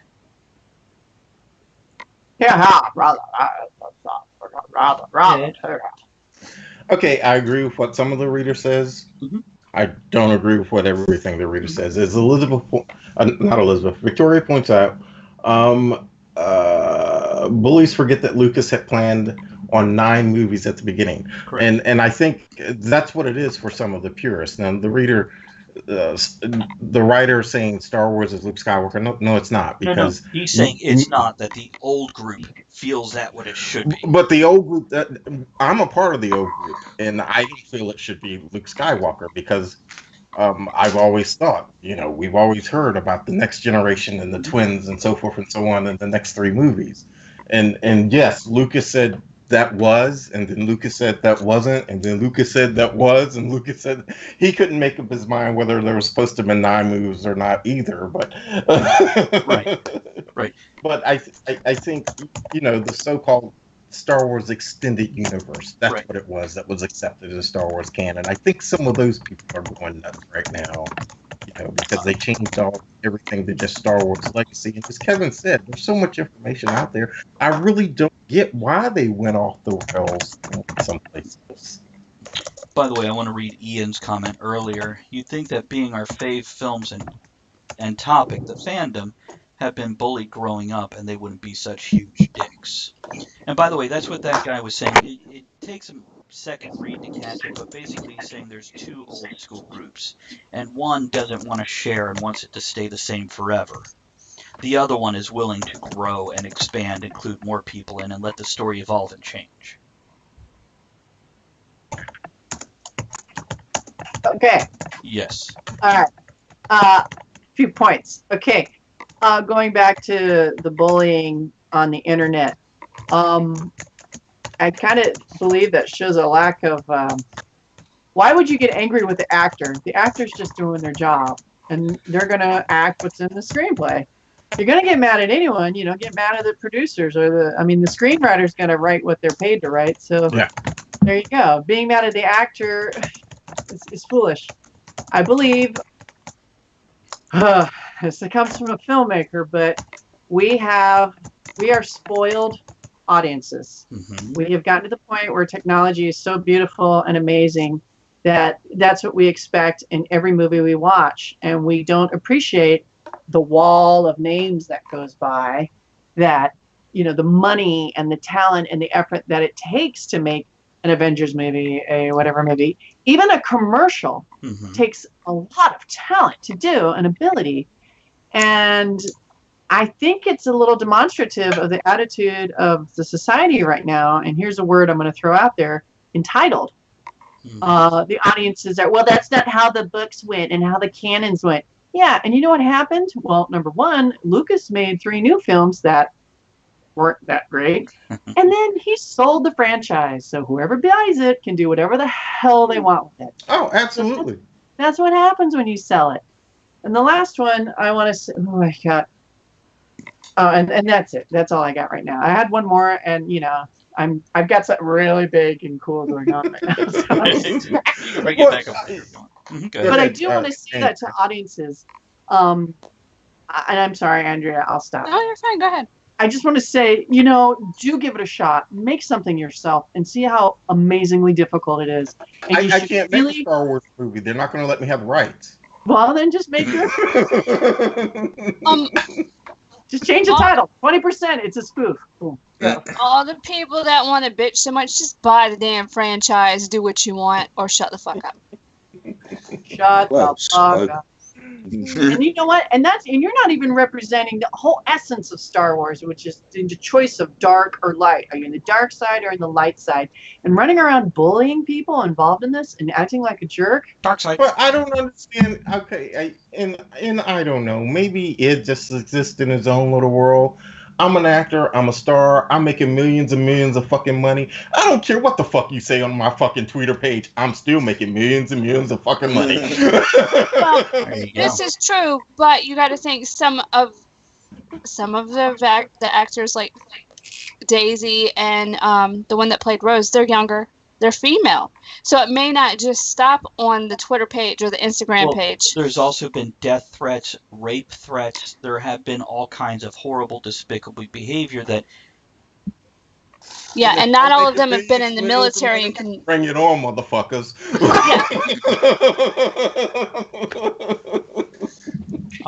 Which, by the way, I would be perfectly happy. They're talking about, oh, we want a Ben Kenobi movie or a Princess Leia movie. I'm ready to move past those characters. I feel like we have enough of their story. We don't need a standalone movie for them. Well, you know, if people really do feel strongly about this, if they stop going to see the movies that come out that they don't like, that they're bitching about, and quit buying the merchandise, maybe the franchise will be like, oh, this is not making us money. Let's move on to this other part. Money talks. Yeah. It is. And it is right now. And it is. Solo's down, and I'd like to just respond to that. You know, they're blaming Kathleen Kennedy for this and mismanagement, a lot of problems, and I've listened to kind of both sides, and I think both sides are justified. But what I think one of the things that's happening is something that happens oftentimes in military movies, and they question it in Hollywood. Well, when you have military movies that America does well in or looks good in, the movies tend to make money. Right. And the ones where it puts down America and our ideals, it doesn't do well. And they said, well, it's all because of nationalism. I don't think that. I think what happens is when it becomes too obvious that things are intentionally being implemented to affect your political or your beliefs in society now, I think the audience is smart. You know, I did say that they're entitled. Okay, we're human. But I think they're smart, and they can sense that. And I think it's going to affect the outcome of ticket sales. And I think that's what's happening in Star Wars. And when I read an article and I saw a picture of Kathleen Kennedy and 2 other women, they were probably actresses. I don't recognize anyone. And they're wearing T-shirts that say the Force is female. And they're intentionally adding modern pop culture beliefs into something that's more mythical or legendary, in that it's a battle between good and evil, very at a core. And I don't like that. I think the audience doesn't like that, and I think they're suffering for doing it. I think some people are rebelling against it. It's like, leave that shit alone. It doesn't matter whether it's male or female. Do we have to point that out? Okay, just let it be the Force. You know? Agreed. I identified with Han Solo, and that doesn't mean I'm a lesbian or a trans. I just identified. I was kind of in between Han Solo and Luke. Luke was kind of whiny and boring, but Han Solo was cool with a gun. But I liked the Force, so, you know, and I liked Leia because she was kind of cool, and she got cooler as it went on. But Han Solo was originally supposed to die, and Luke wasn't supposed to be brother to Leia. He was supposed to be her lover originally. But, yeah. How cool would that have been? That would have destroyed me. Yeah, he You wants. know, I've seen women dress. I'm sorry, go ahead, Andrea. I just want to say Bob points out the Force is black. You damn right. Look at Mace Windu. Hey, motherfucker. The I Force was waiting for Oreo, him black to and say, white. "Feel the Force, motherfucker," but he never did. We get him on. We'll tell him to say that for his clip. That's his sex line. Just before he finishes, that's what Ed says. And actually, the Force is about balance. It wouldn't be male or female. It would be genderless. Not even gender neutral. Yeah. Genderless. Oh. What's that? We've yet to invent a microscope that's strong enough to sex a midichlorian. I want to go back to something that Syrinx said, and after I speak of that, I want Kevin to bring out some of the conversation he's been having back and forth with Ian. Yeah, Kevin, you know you could do that right on air if you want, right? Yeah. Okay. But Syrinx said every movie is different from the book, and here in my hand, I'm holding right now a book. It's called The Star Wars. If you get a chance to pick it up, you're a diehard Star Wars fan, you can pick it up. Go ahead and pick it up. It was a Dark Horse comic, of course, and it's based on the original screenplay that George Lucas wrote. Let me tell you guys. Very different. It's nothing like the movie that came out. Better, or different, or different. You ever seen Hardware Wars? The original spoof of Star Wars? You know, where you got like the Darth Vader character and he's like, and the prince is like, I can't understand you. What are you saying? I just have no idea what you're saying. And Ham Salad and Chinchilla the Cookie Monster. Yeah. Shit was great. I have it on DVD. Victoria, you're teasing me again. What do you got, Andrea? I have a Star Wars book. Oh. Galaxy far away. Syrinx, I believe that book would reference Luke Starkiller. Yes, it does. Sorry, Andrea. He's referred to as Luke Starkiller. Sorry, yeah. Go ahead, Andrea. Mine, you can't see it on camera, but it's kind of, it changes. You do the book back and forth, and you see little scenes. This is my kind of Star Wars book. I have the Journal of Master Nost Durrell. So it's actually a Jedi's book about his life and learning and experience in the Force. And it was actually done for Star Wars The Old Republic, the online video game, the MMO, Massive Multiplayer Online.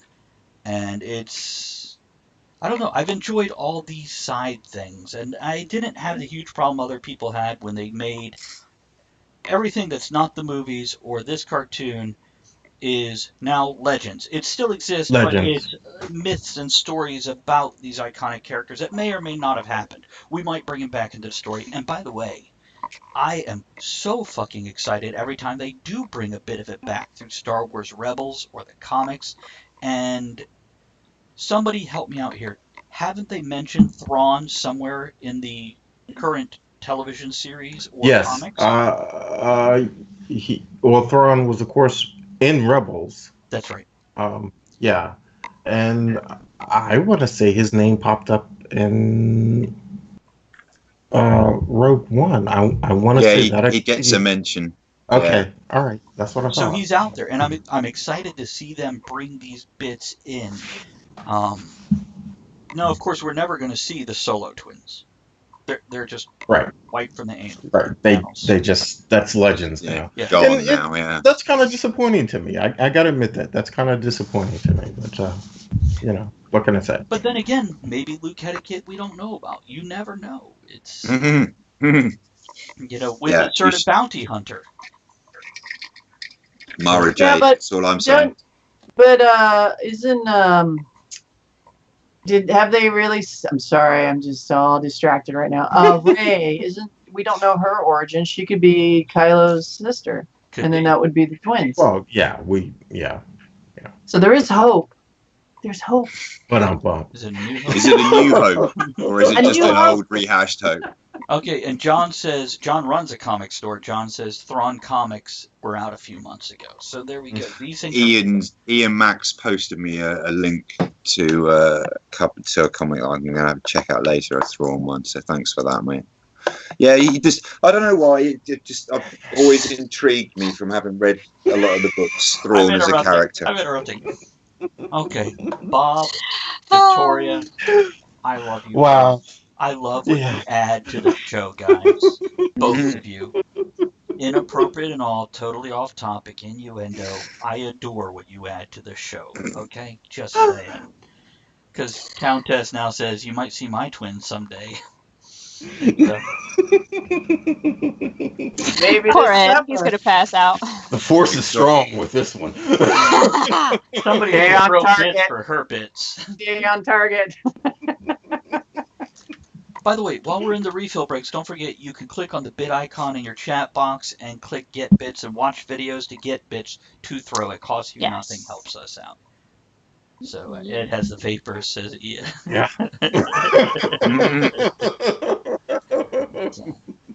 No, I love that. If just because we don't respond to that stuff doesn't mean you guys shouldn't keep doing this shit. Ed responds to it. I know. We usually do, but if we're in the middle of something, and his reaction's great. It's good stuff. So Kathleen Kennedy, is she ruining everything? Damn it, or not?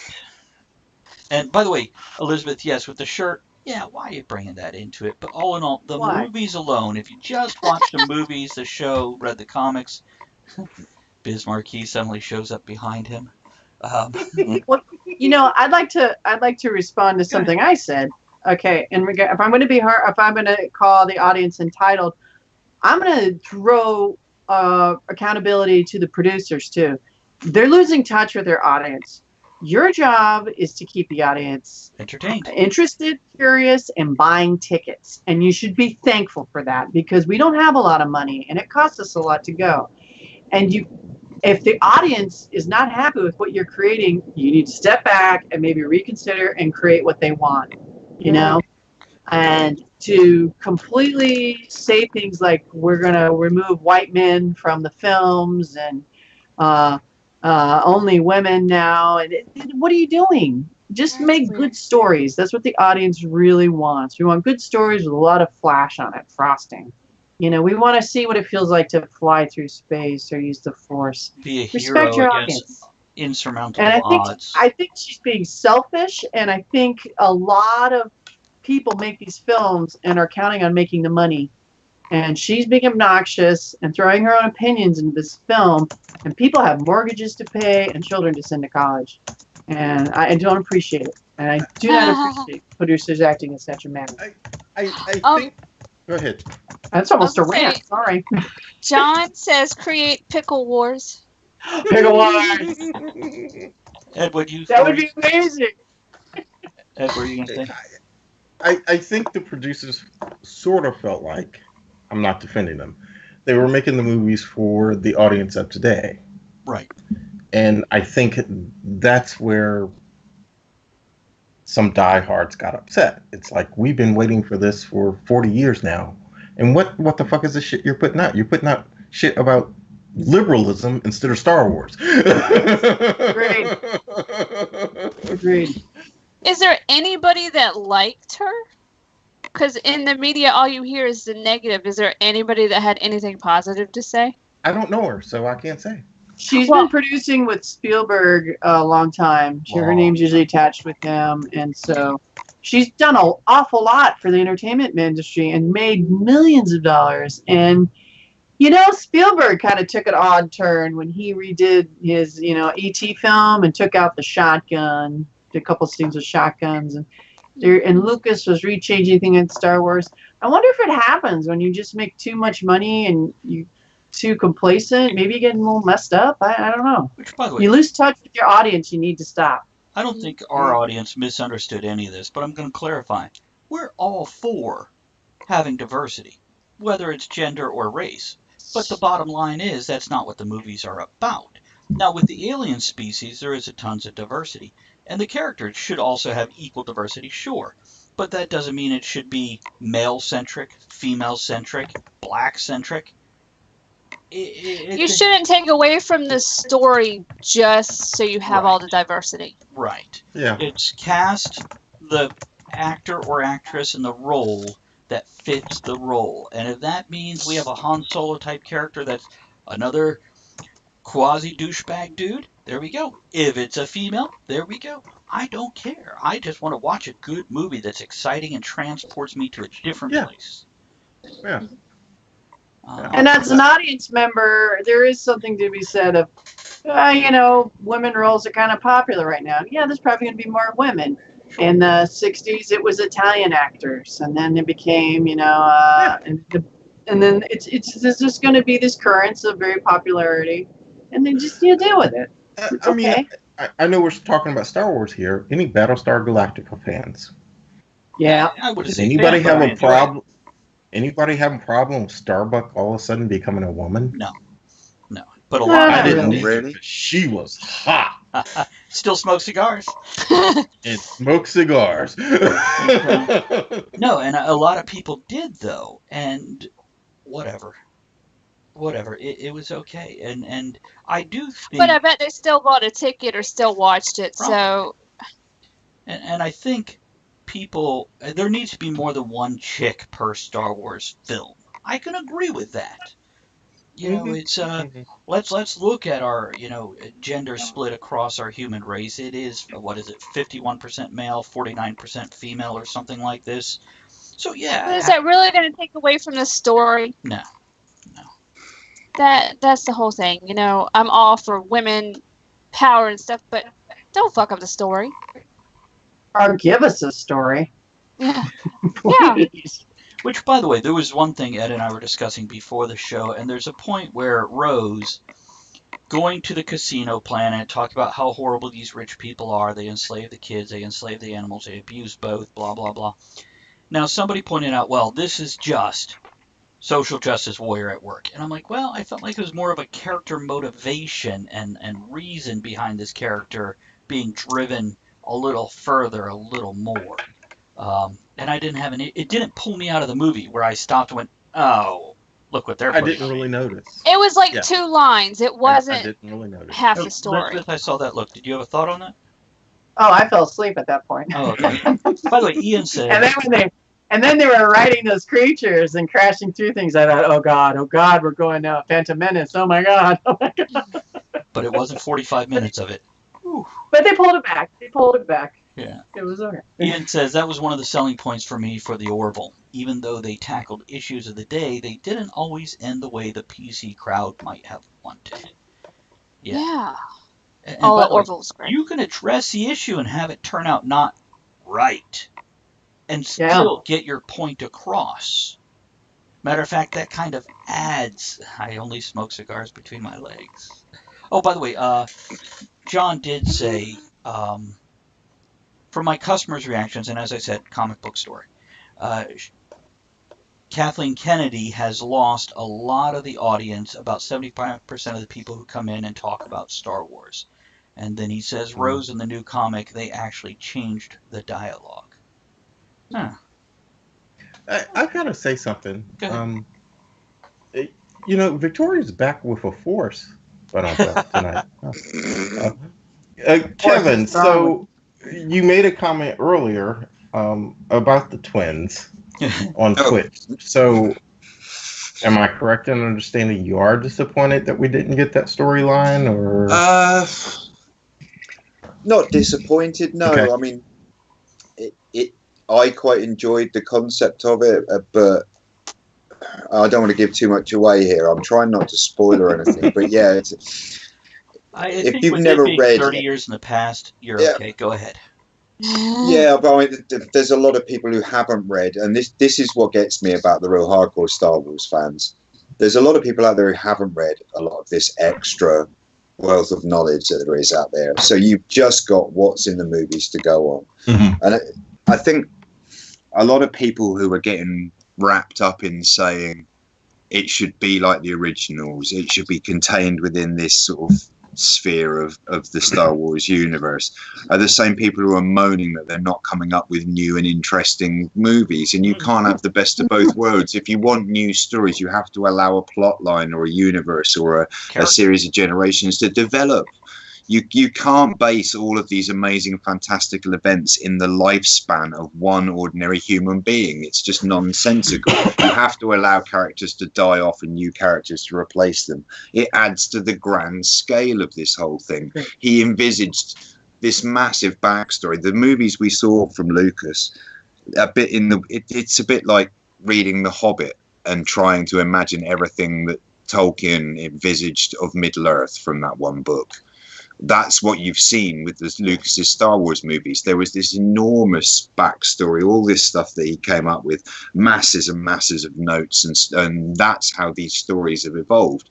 He's given them to writers who've gone, oh, I like this one, can I write a story about it? And they've gone off, written a book, come back, Lucas reads it and goes, no, you've got to change that, and that, because that's not canon.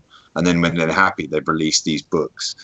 But yeah, people get way too uptight about it. The twins would have been a great storyline to see them go for, because I think they could have. There was a lot of wealth of.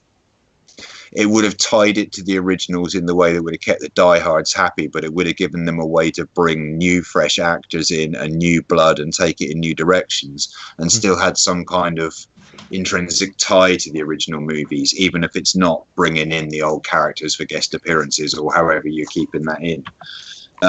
But at the end of the day, it is what it is. You know, I think the key to it is what I said earlier. We need to stop prejudging Star Wars movies. Watch the fucking films and see whether you enjoy them or not. If you don't, they're shit, you know. But stop prejudging them and thinking they're going to be rubbish beforehand. Travis, sorry, I'm ranting. You're okay. Ed posted an article to our little private conversation earlier today. And in this article, the guy complains about Han Solo coming back like the absentee dad who's touring the universe in his beat down van and he's all washed up. Now, I myself felt like that was an appropriate extension of Han Solo. He never grew up. He never settled down. He always wanted to be the adventurer. But now he is old and washed up. And he's still trying to live his glory days. I felt that was a reasonable character arc for that character. I wasn't let down by that. That's it, Ian. Timothy Zahn. Yeah. Yeah. I feel the same way about Luke. What's people's problem with when he was on the island, and then I laughed when she handed him the lightsaber and he just threw it. It was a motion that showed exactly where he was psychologically, spiritually in his life. And then they might have gone a little overboard, but I thought it was fun. I thought it was such a fun thing to write for this optimistic young Jedi, and then really bad stuff happens, and he's so torn up he has to go into isolation. Oh. Thank you, Andrew. We got 2 minutes before we go into break. Real quick before we go into break, she mentioned Luke isolated on the island. Has everybody heard the thank you for that, host. Appreciate it. Go ahead. Yeah, thank you. Has everybody heard the little trivia thing there about Mark Hamill catching a scene out of place? No. At the end of the first movie, when she shows up on the island, as it was written, there was stones and stuff floating all around Luke. Mark Hamill read it because, of course, they don't film it that way. They put that shit in later. Right. He read it and he noticed, wait a minute, I've cut myself off from the Force, and he goes running back to the directors and everything. He's like, wait a minute, guys, wait a minute. There can't be stones and shit floating all around me if I've cut myself off from the Force. Well, it just so happened they had caught it anyway, but I thought that was pretty cool. Yeah. And people complaining that they're killing the older generation uselessly. I felt like Luke chose to pass at that point in time. He did his last grand gesture, his last grand deed, and saved the person he passed the torch to, as well as his family. If you've seen Star Wars Rebels, you'll understand that scene a little bit better. And it's not a passing. It's like when you reach enlightenment and you become one with the universe. He finally became one with the Force, and he gained peace. That's right. Okay, break time. We'll come back with the third hour. We'll get a little bit raunchy because we weren't yet. So here's a Let me just turn off my mic. Thank you, Elizabeth. Here's the break, guys.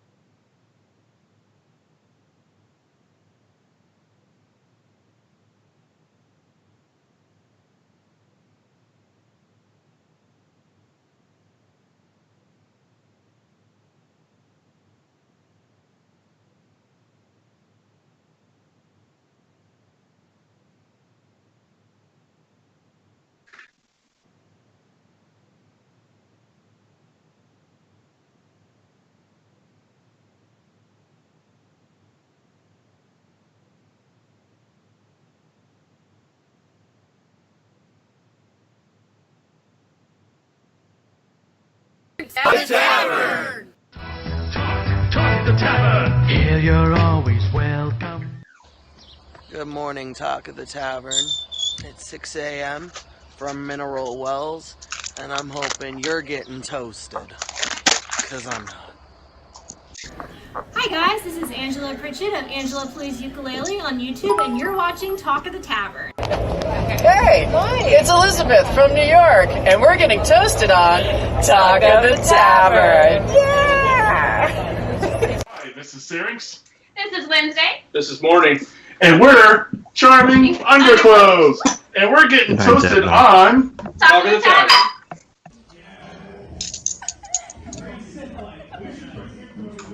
So we have to say this is Birdie, Ayla.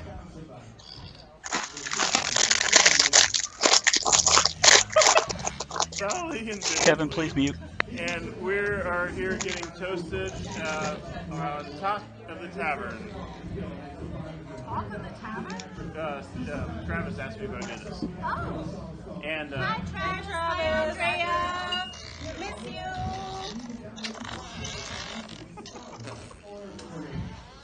We're really getting toasted.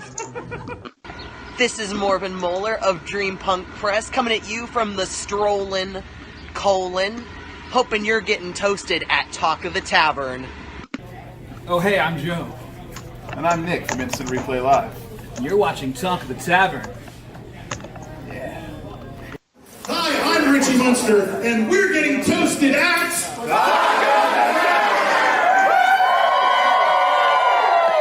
Excellent, you made a man with a very curly mustache very happy. I appreciate that. Hi, I'm Captain Felina. I'm Chief Strange. Of Feline and Strange. Feline and Strange! Thanks, Chief. And we're getting toasted at... Talk of the Tavern! This is Jenny from Sweden, and we've been enjoying a lovely weekend at the Cogs Expo, and we're getting toasted at Talk of the Tavern! This is Joe Kennedy, also known as Bruffhead, and I'm being toasted on Talk of the Tavern at my favorite intersection in New York City, where Broad meets Beaver. Hello, it's Morven Moeller of Dream Punk Press coming at you from Quixotic Arts in Norfolk, Virginia. Hoping you're getting toasted at Talk of the Tavern. Hi, I'm Elizabeth. I'm Ariella. I'm Bristol. I'm Don. And we're at the Queen's Pride Parade, and we're getting toasted on Talk of the Tavern. Hi, I'm Matricula, the Nerd Campfire Music Clown, and you're watching Talk of the Tavern. Hi there. This is author R.S. Belcher. I'm not wearing any pants. And you are watching Talk of the Tavern. Hello, friends! You are now watching Talk of the Tavern. Mr. Scufflemoss, enjoy. Hey everybody, this is Talkin' Toey, and when I'm not saving the farm from aliens, I'm getting toasted on Talk of the Tavern. Hi, I'm Jack Berberette with the Dots RPG Project, and you're watching Talk of the Tavern. And you're watching Talk of the Tavern. We are Nightwatch Paradox, and we are being toasted on... The Talk of the Tavern!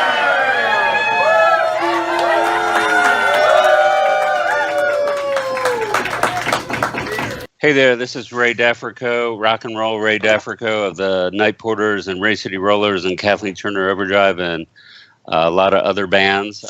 Sitting here watching Talk of the Tavern. I'm sure he thinks you should be getting toasted at Talk of the Tavern, too. The lights of the big city. So beautiful. So amazing. Hey! It's Pickle Lady from New York! Hey, baby. I don't know the son of a bitch! Oh, hi. I'm Rich Sigfret, also known as Podcasting's Rich Sigfret, also known as Richie Munster, also known as the Defendant. But you are listening to Talk of the Tavern. You know, I've been on the show and it was a delight. Are you watching? You should be. You're watching right now. So go subscribe. What the hell is wrong with you? I don't... Okay, we're back. Kevin, you might need to start muting via Skype also. Your sound is still... I think that it may just be picking up. Yeah. Could be. Check your Here's this, settings. Time for the roll call for our late night inappropriate, slightly intoxicated, and very naughty music hour. This is where the faint of heart swoon, parents put children to bed, and things heat up and get steamy. So pour another drink and strap yourself in. It's gonna be a bumpy ride. Third hour, here's a bumpy ride.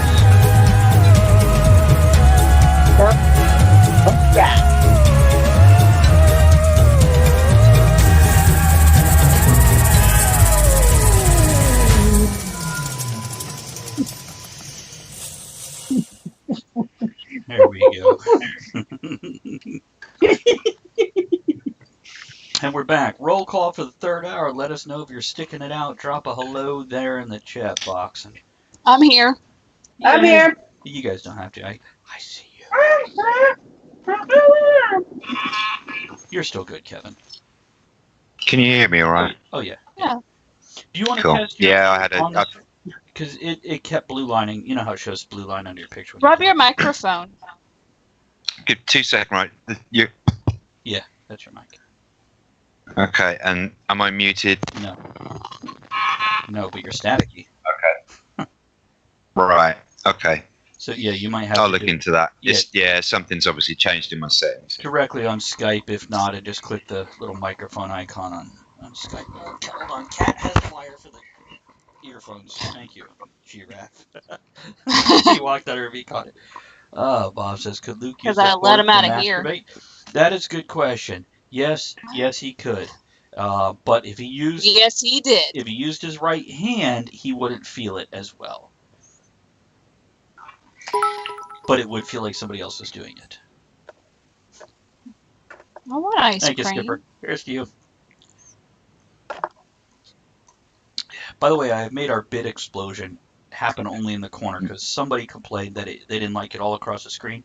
So I like it. So I just put it over the tip cup now, so it explodes there instead of across. Some people don't like the explosion all over everyone's face, so That's right. now it's just the tip. Well, it's been actually it might have been Elizabeth that said it was distracting, which is it's valuable. It's good information. I don't think it was her. And if it doesn't get all over the place, then it doesn't belong in my face. Bob, your turn. Is he still here? Oh, I would comment, but Carl's I would Jr. comment, but I'm about to put a pair of ginger nuts in my mouth. Hey, can I take But I'm over? gonna mute on Skype before I do. Here's okay. For those of you that like the extended universe, there are role-playing games out there, and they are a wealth of information. The one I'm playing right now is Edge of the Empire, and they came out with Age of Rebellion and Force and Destiny. And I'll tell you what, even if you don't play the games, like Ed, if you want, let me borrow these books and read through them, it has so much information, and they draw it from all the different books, movies, television series. And it's so just cool to see how much has gone into this universe to build it and grow it. And it's not canon, but it has a lot of the canon information in it. And that's one of the reasons I love playing that game so much, because it expands this thing that I like. Bob, you're not leaving, are you? We'll miss you, Bob. If you're not canon, he's out of here. Bob, you can't leave. I just got more black. I need a Quick, napkin. he's gone. Let's get naked again. He did say he was trying to use the Force earlier to remove yours and Andrea's clothes. I thought there was a disturbance in the floor. Well, is that why my I did a socks tiny came prick. off? That's right. He's in defeat. No. Andrea, what? I cut you off. What? Is that why my socks came off? John says we're playing it tomorrow. I'm a medical droid. Tons of fun. Andrea plays an assassin droid built out of spare parts, so she's only half the IG-88 height. Skipper redeemed a dad joke. Yeah. Hold on. I've got this right here. This wonderful book that I wrote under my pen name Ada Dickey. 201 of the worst dad jokes. And let's just flip to a random page. 2 muffins were sitting in an oven. The first one looks over at the second and says, "It's really hot in here." Second one looks over at the first with a surprised look and says, "Whoa, a talking muffin!" Oh my god. Oh, wow. Yeah, that was a good one. Thank you. Thanks, Dad. I played a tabletop with various alcoholic drinks listed, tried back in the 90s to recreate them for some trendier bars in my hereabouts. Well done, Ian. What the fuck was that?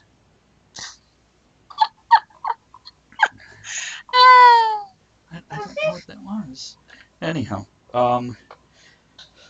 it's just, it's the reason I know what a Bothan looks like. I can find the picture of the Bothan for folks. But it's great fun. You don't play the main characters. Edge of the Empire is meant to be played. Your mom. I think Kevin had found the sound effect bin. It's not me. Countess says I can make my muffin talk. Ed, you're muted. It's probably better that way.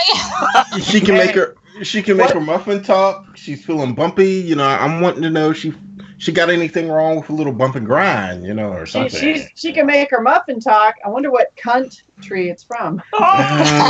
She can make her muffin talk. I bet you can make Ed's dark side talk too.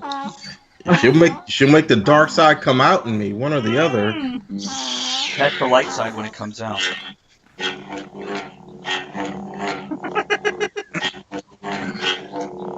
Here, I've got some of the old action figures from the late 70s and early 80s right here in my Darth Vader case. So, yeah, it's let's see if I can Yeah, find you did. You know, He's I've whipping never it out. understood why you can't buy like a 6-pack of Stormtroopers. This would make sense to me. I know. If you're going to charge, whether it's $1 or $7 per action figure, then you know what? Make a $25 6-pack. Yeah. White beer. Here, the 6-pack. Yeah, I know. Yeah. Not for $25. Fuck that noise. Yeah. Well, if you're paying $7 per figure. Per figure? No, yeah, that's not the 6-pack I was referring to. Oh. But yeah. Me neither. Yeah, there's kindred spirits. We've reached the third hour. Elizabeth and I want to be far drunker than we are now. There's IG-88. When we finally drink together, it's gonna be a Oh, long, it's gonna be long, ugly. messy. I'm gonna need a second holiday to recover from the first one. Wait a minute. I've thought on this a little. Victoria, what the fuck does your muffin say? Just don't let it talk with its mouth full. Does it matter? Yeah, because I'm a sensitive man, so I want to know what. Of course. You know. Forget. Alright. Now, here's the original Probot and Assistant Medical Droid. 2 action figures in one. What the fuck was he probing? Then they did have a medical droid, too. He was probing anything he could. I'm looking for 3PO's leg. It's kind of wandered off. Andrea, you have I am having the most fun drawing you, and you have the best pose. Yay! Oh. Yeah. I'll have to put a picture of that up on the wall with all my other portraits. Yeah. You ever look at your action figures or whatever you have and go, man, I wish I still wanted to play with them? I was just thinking of that as you were going through those, because I had a shoebox of maybe 60 of the original action figures. That was one of them. As well as IG-88. Haven't you guys seen the videos where they plan out chase scenes and such? Especially there's one where they plan out the Return of the Jedi, when they do the final Stormtrooper motorcycle fight chase scene. They plan that all out with the action figures. Nice. And that's a lot of times that's how you shoot them. Stop motion. And I recently sold the entire shoebox full on eBay for $1,000. Oh, nice. Maybe I should. And they were out of package and everything? They were out of package and everything, and I was still told that they were probably undersold. Well, maybe I should put this up. I have a couple figures somewhere in a case. Don't do it. Well, they just sit there and collect dust. Well, Victoria, Victoria, will cream work instead of butter? What? Oh, yeah, gotcha. Okay. I had to find her comment. Here's Hammerhead and Snaggletooth, and they had two Snaggletooths, a little short one and a tall one. And the tall one. Oh, see, yeah, how many... The way the kids play video games on their phones or PS4s now is the way I played with action figures. We played action figures. Yeah, just literally hours upon hours upon hours every day, anywhere from just a couple hours to 12 hours creating these stories, not reenacting the movie, brand new stories. And oh, trust me, Han and Luke got laid by Leia when we were kids. I remember, 9 years old. Me being a brother, Uh-huh. You can probably see my action figure collection back here, which contains most of the, Luke Skywalker and Mace Windu and whatever, whoever. But me being the brother that I am, and back when they were still relatively inexpensive with sideshow collectibles, I used to get extras. Mm-hmm. So I had to come up with extra action figures. Nice. Here's Will Smith is a Jedi Knight. Gotta have some brothers. They didn't have enough brothers in the film, See, and that's where the diversity is good. Martin Lawrence is a Jedi Knight. I think he'd be a crappy Jedi. They were the action figures from Bad Boys, so I just... You know what I'd like to see? I'd like to see Chris Rock as a Jedi. Oh. Well, he was a 13th. Oh, that'd be great. That's right. Rufus. Yeah, it was. Here, Ed, I want to show you this because you seemed to show Great some movie. interest in it earlier, so I went ahead and pulled it out. Let's see.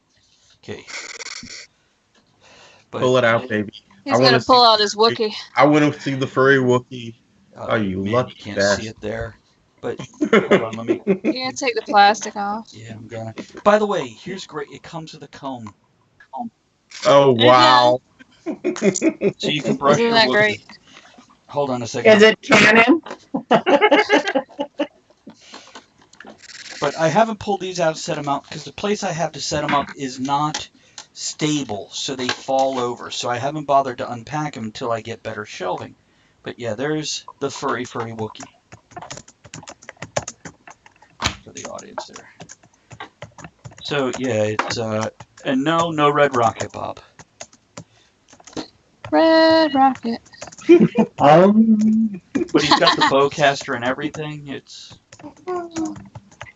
I still have my original Kenner Chewbacca from back in the 19... Those are the ones that I collected for a long time, and I gave them all to my brother, who he then sold them. Which, I wasn't worried about him selling them. They were his now, but... Son of a... Mm-hmm. What, Elizabeth? I said, son of a bitch. Yeah. Give me a drink. That's my ringtone. I had my original Yoda and Jawa were stolen with a bunch of my stuff years ago. Evil bastards. I even had the Rufus the 13th Jedi.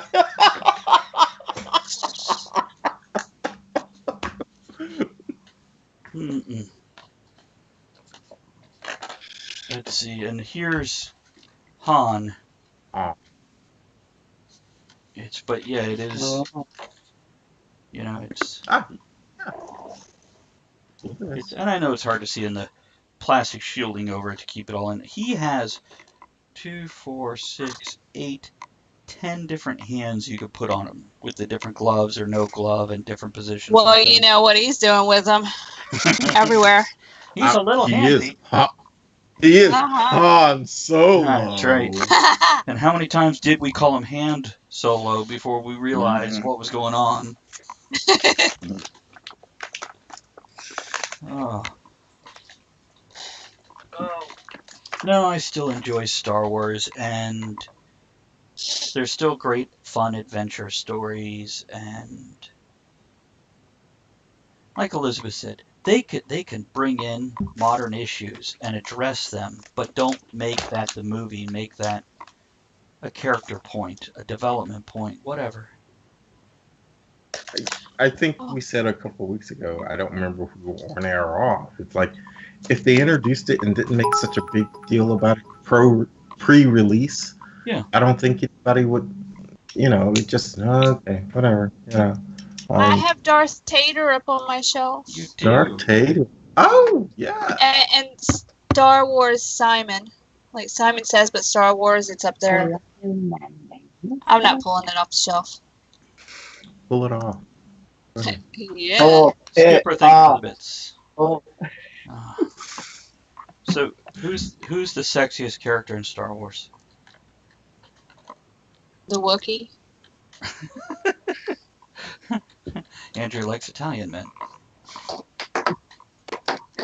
Oh. I feel bad now because she's dead. And it's like, I feel if I mention it, it's going to be like, Nah. In the movies, not, actress or actor. The character. Leia. See, I never found her all that sexy. Oh man, come on. She was walking around in the New Hope, no underwear on, no bra on, booty shaking every time she moved in that little white dress. Come on, man. But I am a brother. Well, you're also at least 2 years I love the way you older said than that, Ed. Like you were holding up a get out of jail free card. Speaking as a brother. It's That's true. I'm thinking about it now because that is pretty sexy. That's a good point. Good point. And a gun too, and she had the hip headphones on on her hood. She pulled out that gun when Luke was trying to throw the little thing, and she's She had that shooting gold motherfuckers. line. Yeah, baby. Captured, and then she insults the head guy, and she says, "I thought I recognized your foul stench when I came on board." I mean, it's fabulous, fabulous. Well said. I'm just hearing Pickle Man say it.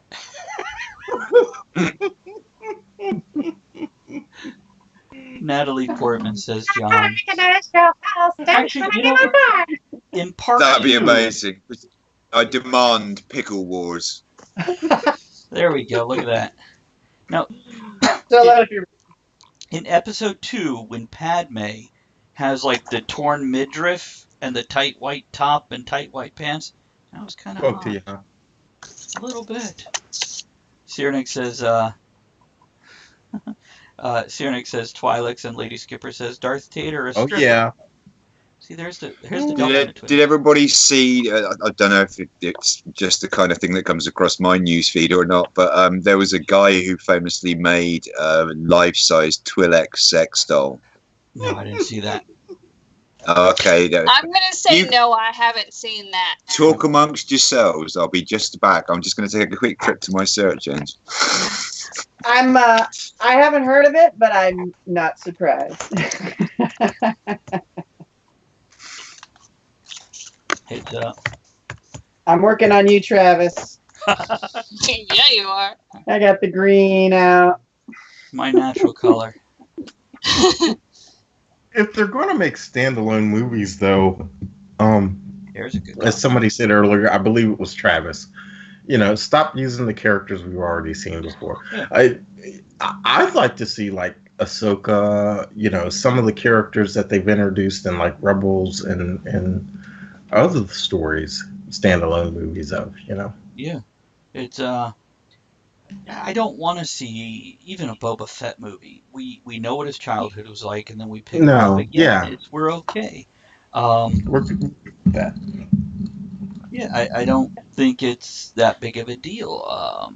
Now, by the way, the Solo movie may change my mind. When I go see it, if I enjoy it enough. Oh, there we go. We're going to do a drawing, I guess. This will be open to anybody who has subscribed and or supported on Patreon. This is a lithograph of Rey, and I'm gonna hold it up for you guys first. Okay. Oh, cool. So, and here's for the crowd. So basically, if you're a subscriber and or support our on Patreon, and you want a chance to win this tonight, go ahead and just tell us your favorite Star Wars character and one line of why, and we'll enter you into the contest, and we'll do a drawing in the last couple minutes here tonight. See, I forgot that we had that in our collection. Yeah. stuff. Mm-hmm. So I'll set that right there. Make a Crimson Guard movie. That might actually be interesting to have a First Order movie or a Crimson Guard movie. The people on the fringe of things like that. I would love to see a bounty hunter movie that isn't Boba Fett. Give me Boss. Give me IG-84 Lom. Right, exactly. You know, let's bring them in and have them hunting the scum and villainy, because they don't necessarily have to be scumbags themselves, or they could be, because we all love a good villain, and villain movies are kind of hot right now. That's true. You have this beautiful, beautiful well, just full, a cornucopia of Jedi. Oh, I thought you were talking about something else there. You know, why can't you just do a movie about a Jedi or a few Jedi struggling and trying and, trying to... It's interesting. That would be fun. Like one of the ones that went hiding during the original trilogy, episode 4, 5, and 6. Right, exactly. Or one because we know now that there were more. Yeah. Or after 7, 8, 9 finishes, what about a Jedi story after that? One who was not tutored by Luke or brought into the Empire. What about those guys? What is the new Jedi Order looking like as it forms? Mm-hmm. And Star Wars Rebels would play heavily into this because they go into the Jedi, the Force a lot, talking about the different temples and how you can get the teachings when all the Jedi are dead. I just on the top of my head, Castaway, only it's a Jedi. And a young Jedi, like maybe he's not a master yet, and then young or male or female, whatever. Make it an alien, I mean, just make it interesting. Sorry. Sorry, I'm laughing at the link Ian just posted me. I've found it. So, apologies for being quiet, but for those who really want to see it, lovehoney.com. It says, sorry, this product has been discontinued. I'm posting the link up now, but in the interests of fair warning, it does contain green latex nudity. That's funny. That's funny. And by the way, Cyrenix says Cornelius Evazan and Ponda Baba buddy movie. Yeah, that would be good. I only know Ponda Baba. I don't know who Cornelius. He's the devil-like guy, right? Am I remember correctly? Just different stops in their travels telling locals that he doesn't like It doesn't work, Kevin. It's the two guys in the bar that didn't like Luke that got like his arm cut off. That also appeared in Rogue One. That's true. It's so yeah, there's all this stuff you can draw from, and you could do the same thing the Marvels did. The Marvel movies took Captain America, made a war movie. Took Captain America 2, made a spy movie. You could do that same thing with Star Wars. Has anybody has anybody read Splinter of a Mind's Eye? Way back, like early 80s. Do you know that it was originally intended to be the sequel to A New Hope? Yes. See, Ed, did you get Bantha Tracks when you were young? Yes. That was the newsletter. Sure, that was the official newsletter, how I knew there was 9 movies. And a later Bantha Tracks was like, oh, no, he never said 9. Oh, no, he didn't say that, yeah. And then they like, no, he said 6. And it has changed. But originally, it was in Bantha Tracks that I read, he said there's going to be 9 movies. And by the way, it was supposed to go forward initially. He wasn't supposed to go back and tell anecdotes. Right. And he changed his mind, which he's allowed to, even if he does make movies that don't have much value when he does it. And did we really need Jabba put into A New Hope? Did we really need that?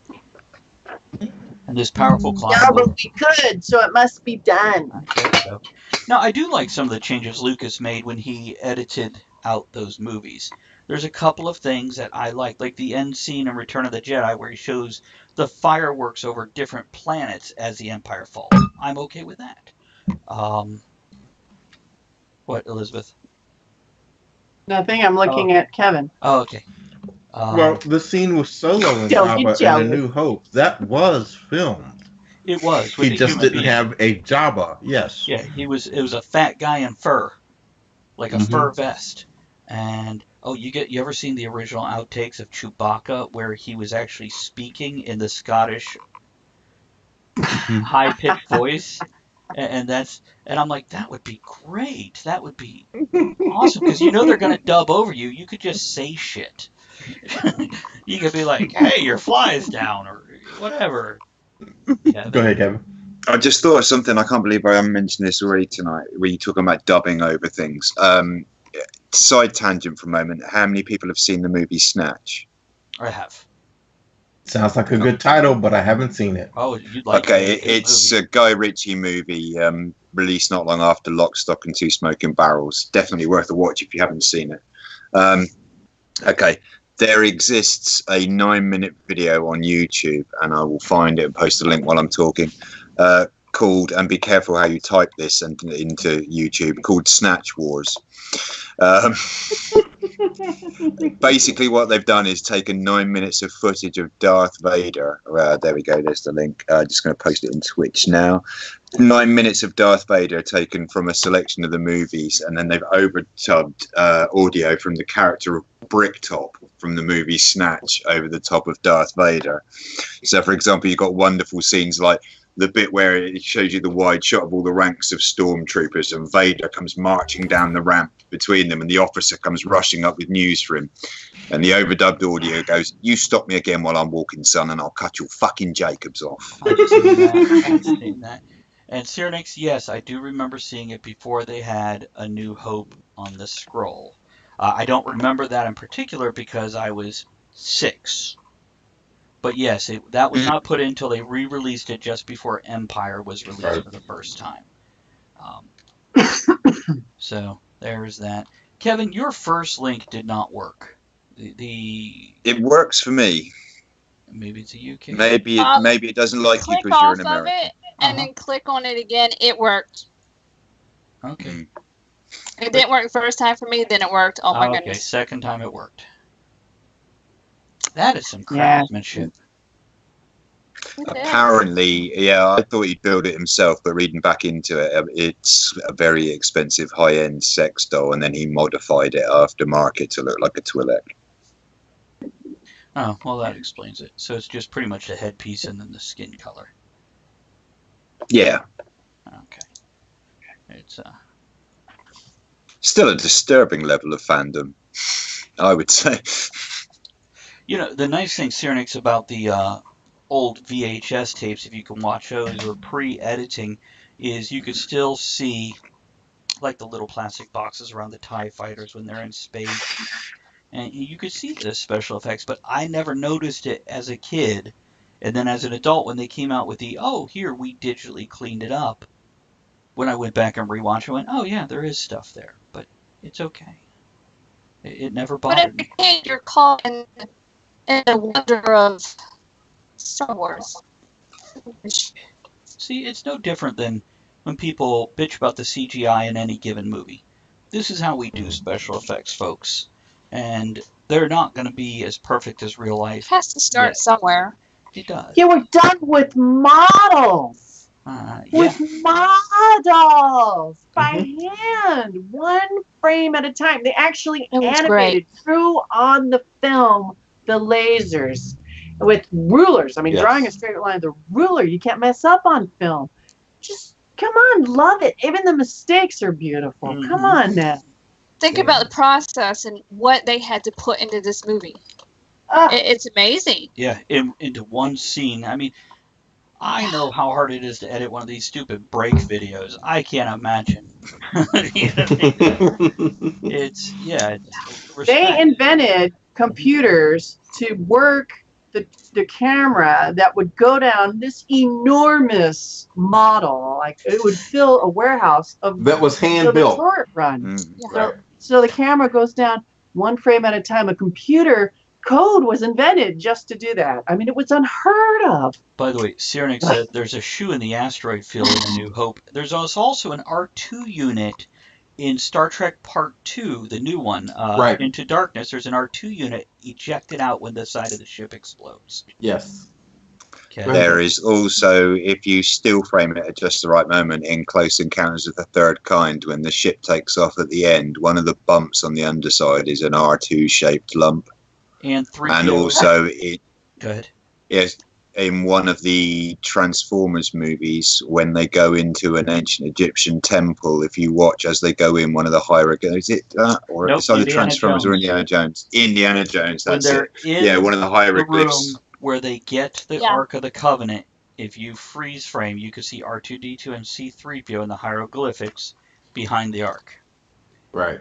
And by the way, yes, I do remember when Return of the Jedi was titled Revenge of the Jedi, I had like a Bantha track with it in there or something. I might even have had an action figure with that on it when they pre-released it before the movie. But yeah, they weren't about revenge. If you had a Blue Harvest hat, then you'd be really cool. I have a Blue Harvest shirt. Ooh. You're talking about the Family Guy Blue Harvest, right? No, I'm talking about that was the code name they had for the film when they shot it. No, I don't have anything with that. No. I don't either. I'm working on Ed now.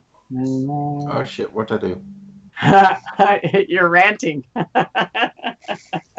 Ian says, real dolls, folks, used to customize their dolls with elf or Vulcan ears in any color of the rainbow, but they stopped offering that with the new robotic features, bringing in more interests. So there we go. It's Andrea, I wouldn't know about that. Did you want to talk about that thing? Oh, yeah. Okay, we're in the inappropriate hour, and I just want to mention something I found a little inappropriate. The blue milk, the drinking of the blue milk with the creature and the thing, and I'm like, that was more green milk. Blue milk was in A New Hope. Oh, but yeah, that was green milk that Luke harvested from the titty walrus. That one, that just kind of. You don't remember the titty walrus scene, Ed? Oh yeah, I remember. I don't want to talk about it. It did make me go, that's hilarious. And it makes me wonder why the fuck they put it in the film, especially with it like dripping down his face and stuff. I'm just like, what is that? It's funny, Why but is that there? It's disturbing. I'm like, okay. It's survival. It is. But the thing is, the look on that thing's face when he was doing it, our cats have that look. Well, we milk them and drink it. What are you doing to your cats? We're not going to talk about that. Makes a great cocktail. So, the making. you stroke your pussy, huh? Mr. Buddy Otter has that same look on his face. There was a restaurant here in London recently. They've been forced to stop doing it now, but for a while they were offering for about 50 quid a go a bowl of ice cream that was made from human breast milk. Where did they get that? They had a couple of mothers who were linked to the restaurant who were expressing more than they needed or something, so they were turning this certain, and it grew from there until they had enough people supplying them. Okay. And it was, the price was, I think, because of the scarcity of it rather than it being amazing. But yeah, someone made a complaint and they were made to stop. So. Ian, I enjoyed the Family Guy tributes, and I own them all, and a T-shirt from the box set. Something, something, something Dark Side is a shirt that I have. My cigar's falling apart. It must be telling me it's done. I thought having Stewie play Vader but look so much like Rick Moranis was a nice little tip of the hat there. How about Spaceballs? Is anybody else upset? I'm not, but is anybody else upset that they never did a part 2? No. They don't need it. I didn't think so. I'm not sure. I'm not sure over the test of time if it would have had the same kind of cult love it's got for it if there was more than one of them. I think the fact that it's just this weird, unique, shining little gem of a movie, this sort of oddball thing that's out there, I think that's what makes it. I agree, Kevin. Yeah. Special. Don't fuck with it. I loved it, but one of my favourite bits in that is my hair, the bastard singed my hair. Mm-hmm. Yeah. Oh, by the way, I have a Star Wars calendar right here next to my desk also. And, in the living room I have, I think most of you have seen them already, the Star Wars mashup prints that I have framed in the living room. I think my two favorites are "We Found Shit." Yeah. And I'm surrounded by assholes. And then increase to ludicrous speed. Want to talk about that? Your Jedi manual, though. Oh. Have you it's read written it? by Luke. Written by Luke himself. Well, I kept mine in the tree. Scratched out by Luke himself. Did you read it? Oh yeah. Any good? It's all right. What era did Luke write it in? Which movie would he have been in? Or it would have been after Return of the Jedi, when he was reestablishing the temple. Gotcha. And he has scratched out certain things that the old order had and written in his own notes on the side. It's pretty cool. Interesting. It's nerdy. Isn't it all? It's yeah. And just so Andrew will be happy, next month. Oh, thank you, Skipper. Appreciate that. Here's you, man. Yeah, sure. I'll be happy. What? Anybody out in the audience want to donate sets of dry erase markers? I'm running a little low right now. Guys, let me tell you this. If you scroll down below the video, there is wish lists. And if you go to Elizabeth's, if she hasn't already, I'm sure she will be happy to add. I've already done. There you go. In her Amazon wish list down there are dry erase markers. So you could just have those sent to her. Yeah, just click the button, pay. It's all good. I thought there's some quite cheap shit on my one as well. Just saying. I went and deleted a bunch of stuff off the Talk of the Tavern one. It's and kept it to basically the technical stuff that we need. There's nothing on mine but books. Some of them are probably porn, but you can send them to me anyway. I'll take them. Can I get extra copies for myself? Game on. Spread the literary wealth. That's what it's all about. So, what were you saying? Me next month? What? Oh, I think it's next month that we're doing the Star Trek fandom. Yes, I'll talk with that one. Ooh. Let me see what day we have that on. Let me go look here. Hold on. I have my calendar right here. It will be July 30th. There we go. Yeah. That's right. We're in June already. I'm like, no, that's 2 months away. No, it's not. Oh God, we're in June. How does she feel about that? Full. I mean, they got to come up with $1,100 at the end of the month. Quick, throw more bits. Really, a lot more. Tell your friends, bring them over, let them subscribe. Oh, you know what? That's what we forgot to do is have people share during the refill breaks. Well, shit. Just below the screen is a share button that allows you to post to Facebook or Twitter and tell your friends what you're doing and try to bring them in. John, yeah, that's what I'm thinking. We'll do all these drawings and they'll go. I think we have our group of regulars here, and they're happy with what they have. So it'll happen, man.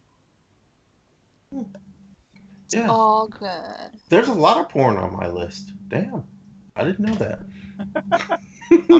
I'm thinking I should have looked at Ed's list sooner. Or later tonight. You know.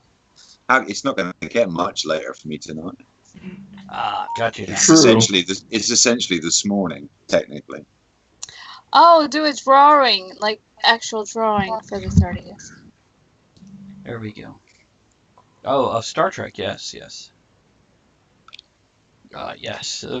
Elizabeth works hard every week on the pictures. Yeah, I'm very curious to see this one. It's like, this one is hidden away. We don't see any of it. This one's big. That's what she said. I know, I heard it. I wish it had more colors. And it was going to take more than 10 minutes, too. Yeah, it is.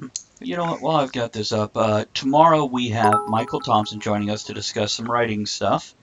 Wednesday we have comedian Brad Williams, one of the biggest comedians out there, just not physically.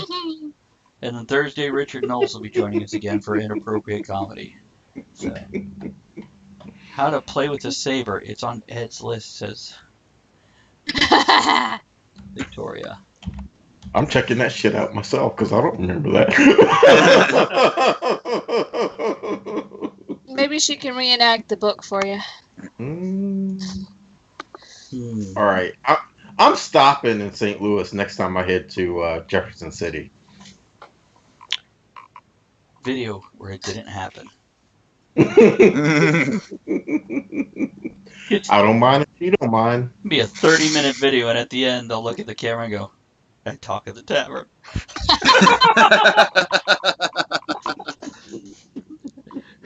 Pretty much. I got something. Talk at the tavern. Woo.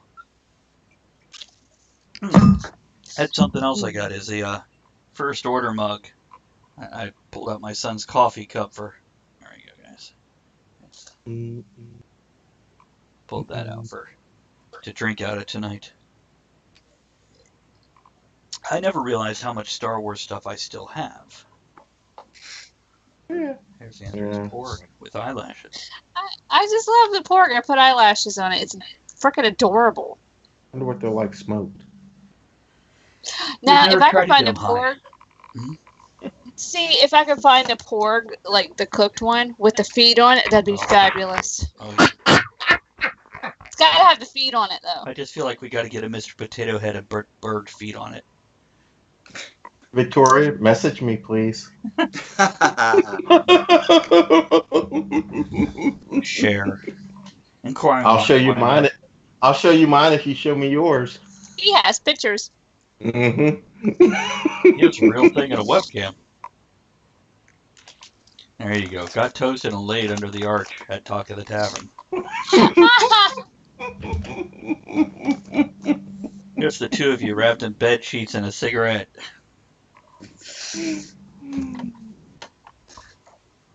How quickly can we get Talk of the Tavern bed sheets, mate? Pretty quick. I can just put them right up on Cafe Press. I was going to say, do they offer bed sheets? I don't know. I'd have to go look. I don't think so. But they definitely offer like pillows and stuff.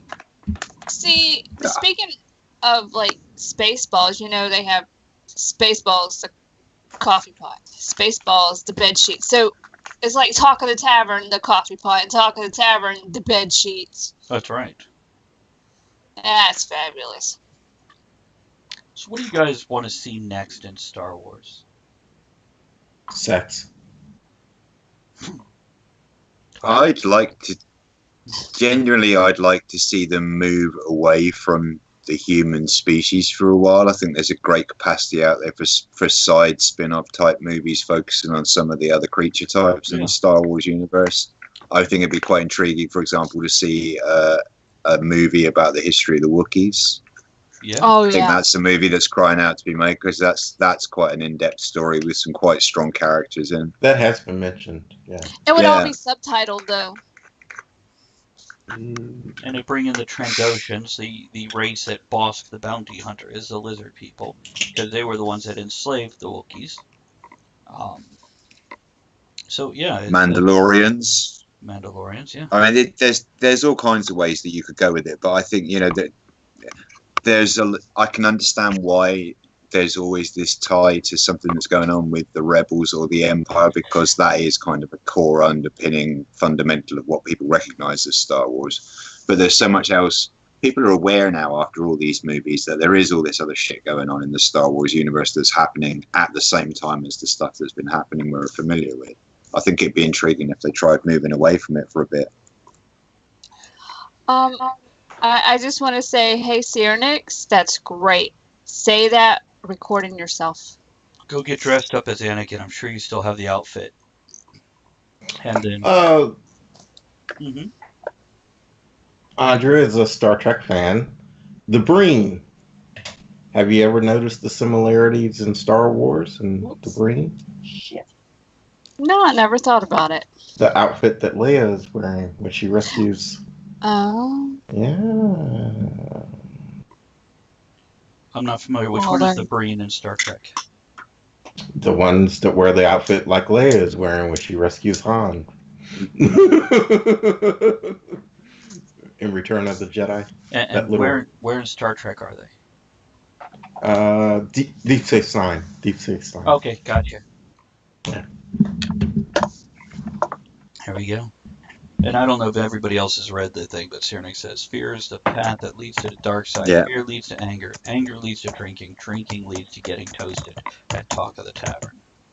Sounds like a good video. Yeah, especially, did you click on the link where he posted the picture of him dressed as Anakin? Yes. It was really good. Yeah. Really good. Yeah. There we go. It's I don't have any specific path I'd like to see him go down. I'm just enjoying, and I just like to see. Now, if they did a non-human lead, I think a human sidekick would be good. But that's just for relatability. No, Kimasabi, I'm not going to town.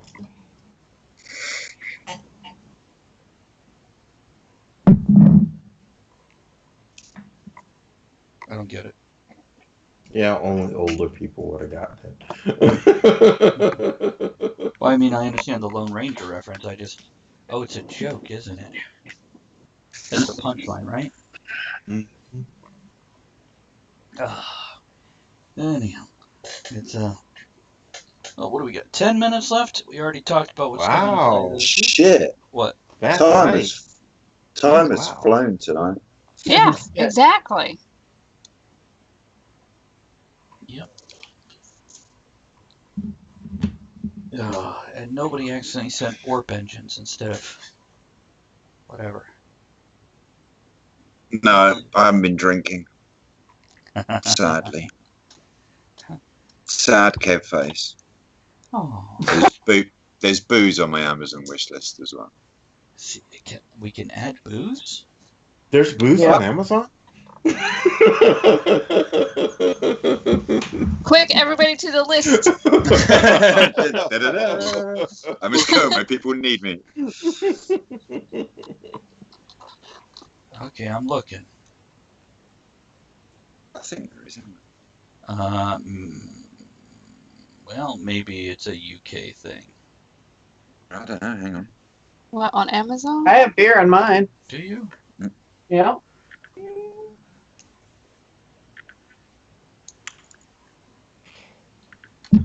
Yeah. There you go. There's whiskey on mine. You guys are snacking. You've been missing out. Come on, get with the program. No one's bought me any yet, but you never know.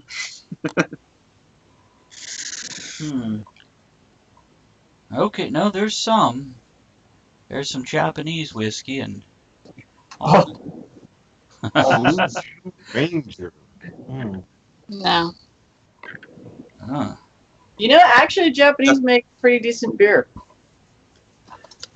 They do. But at whiskey, I bet they suck, eh?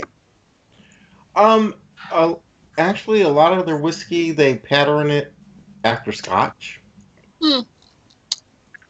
Ed, there's a link. There's a link in the chat for you. There's a link. There's a link in the chat. You don't need no link. Let the motherfucker's dead. He's dead. He's dead. Oh, Ed, that's made for you. Guns, titties. It's like they went, how can we sum up Ed in a decal? Oh, that's great. There's also bullets that you can freeze and drop in your whiskey instead of whiskey stones. And here's a glass. Yeah, I've seen those. Yeah. Here's a whiskey glass with a real 308 bullet embedded in the Oh, side. that's cool. Too much of anything is bad, but too much whiskey is barely enough. There's something. Here's a glass that says that's what I do. I drink and I know things from Game of Thrones. I like that one. I should watch that sometime. You should. It's really good. I've seen the first season and some of the second. It gets better. My The friends third think I'm a rock. weirdo because I watched it up to the point where the books stop, and then I've refused to watch the TV series anymore. Literally watched it all up. I'm that much of a purist. I'm like, no, fuck it. I've waited this long for the book. I'm not going to move ahead with the TV series because they're not now basing it precisely on the story. He's given them all his detailed notes. He's told them how the story goes to the end, but they've got artistic license to make it work for the TV series. Right. So there's a chance they're going to do some more of what they've already done, which is change and simplify plot lines to make it work for TV. And I don't want to watch that and then read the book and have it already spoiled when the book's going to go into a lot more detail and fit in with the show already. So that's my argument. Call me fucked up, call me weird. By the I way, like the pretty lights. When I I did. I had a crow No. flashback moment there, sorry. With Amazon, when I search whiskey, it comes up with, I didn't even notice it, but now I've seen, it says alcohol beverages are not currently available for sale on Amazon.com in your service area. Virginia. It didn't say the same thing to me. Buy me booze. Have it But- sent, and I will drink it in front of you as an offering to the gods of Twitch. In Virginia, you can buy gift cards to the ABC store.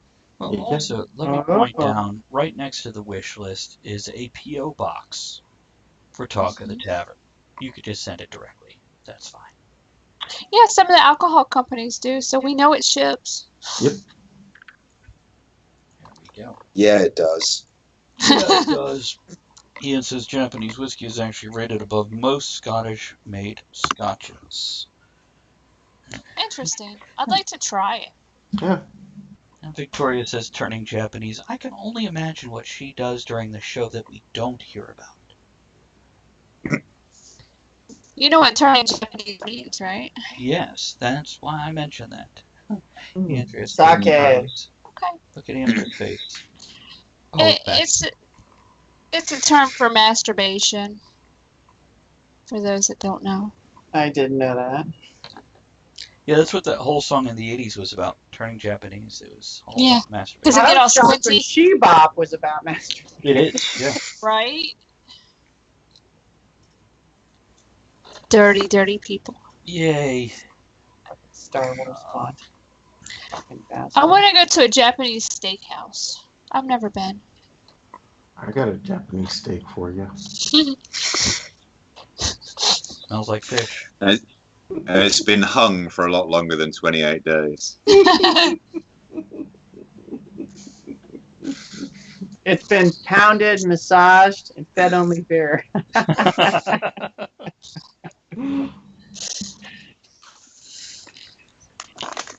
Hand raised. Okay, so you've never been to a Japanese steakhouse? No. Really? Really? Okay, so more stuff to do when Kevin and Elizabeth come this way. Yeah. That's right. Yeah, put it on Because the you only need 6 people to take a table. So There we go. Oh. and not have That's to where share. they cook around at the Yeah. table. If you got 6 people, you don't have to share it with anybody else. If Oh. just a couple or something, you We ended could up. have a show. Yeah. It's I know where one is in Fredericksburg, kind of in between the two. I know where one is in Hampton. I'm also kind of thinking at Yes. least one time when I come over, I kind of need to cook for you guys. Yeah. We have a kitchen. The task now is, are you going to choose what you want, or do you want me to choose? Because this is quite a thing. Because like all the time we've known each other, you've never tasted anything I've ever cooked. So Here's the thing. kind of We'll like the have- pressures. Like, you want me to choose? Yeah, we'll have to take you to the store because the stores are so different. Right. So that way you can first go That's- through the kitchen, see what we have, then go to the store and get the others. I mean, no disrespect, but you said stores are different, and my brain instantly translated that to shitter. Perhaps. How different are they? I don't know. It's It'd be intriguing. Victoria, way bigger. Is that the video we're going to get in our inbox? The Tavern turns Japanese. Japanese. We might only be able to put the should do last like a- few seconds in the video. We'd do like a traditional British roast beef dinner. I have never had roast beef cooked at home. Ever. Really? You shitting me? Really? Yeah, I don't Game even know on. what cut of meat to buy to make one. Travis, I'm going to blow your mind. You haven't been here when this has done ginger beef? Oh, okay. I'm very hungry now. I love We need to roast talk beef, about especially a ginger nice rare roast beef, but I've never made one or had one made. It's always been like go to the deli and get slices. I will do you a British roast beef dinner with Yorkshire puddings, the full works. All right, when are you coming over here? You busy? When we can. Yeah, sadly, I'm on an what I call an AFD tomorrow. Okay, we only I want to hang out in the kitchen and cook with you, Kev. Kevin's going to come over and knock off a slice. Oh, yeah. we've only got like 2 minutes left here, so Kevin, real quick, are you available Wednesday? Do you want to join us? Time. We changed the time ever so slightly, did I see? Yes, we did, by 2 hours So, later. What time what time are you on now? So it will be, we will get together at 7 o'clock your time, go live on air at 8 o'clock. Okay. Yes, I'm off on Wednesday, and I should be free. I will let you know. Okay. I will. Yeah, by Wednesday morning at the latest. Okay. And it will be one of those times, since we're bringing this guest in, we need you to be on time. Oh yeah, no worries. Yeah. Okay, and I'm going to, tonight Yeah. we're rating Crit Dice Gaming, and he's making a D&D custom map, so Nice. we're going to do that. Let me set that up, and let me get our outro music rolling here in just a second. Closing toast. Hey. Here's just discussing what has become a timeless classic that people bitch way too much about. Cheers! Cheers. Cheers. Good night, Victoria. Kevin, do you want to Good night. Cannoli. The Phantom Menace. Cannoli. We need a video with that sign that leave the guns, grab the cannoli. Yeah, all right. I was thinking about buying T-shirts with this jock. That would be good. Thing that makes the show what it is. Don't forget to join us at the tavern next week. Until then, have fun, keep learning, and be good to one another. All right, Victoria. Thanks, Now, Skipper. raise your glass in good cheer. Enjoy the small moments every day, and steamy dreams every night.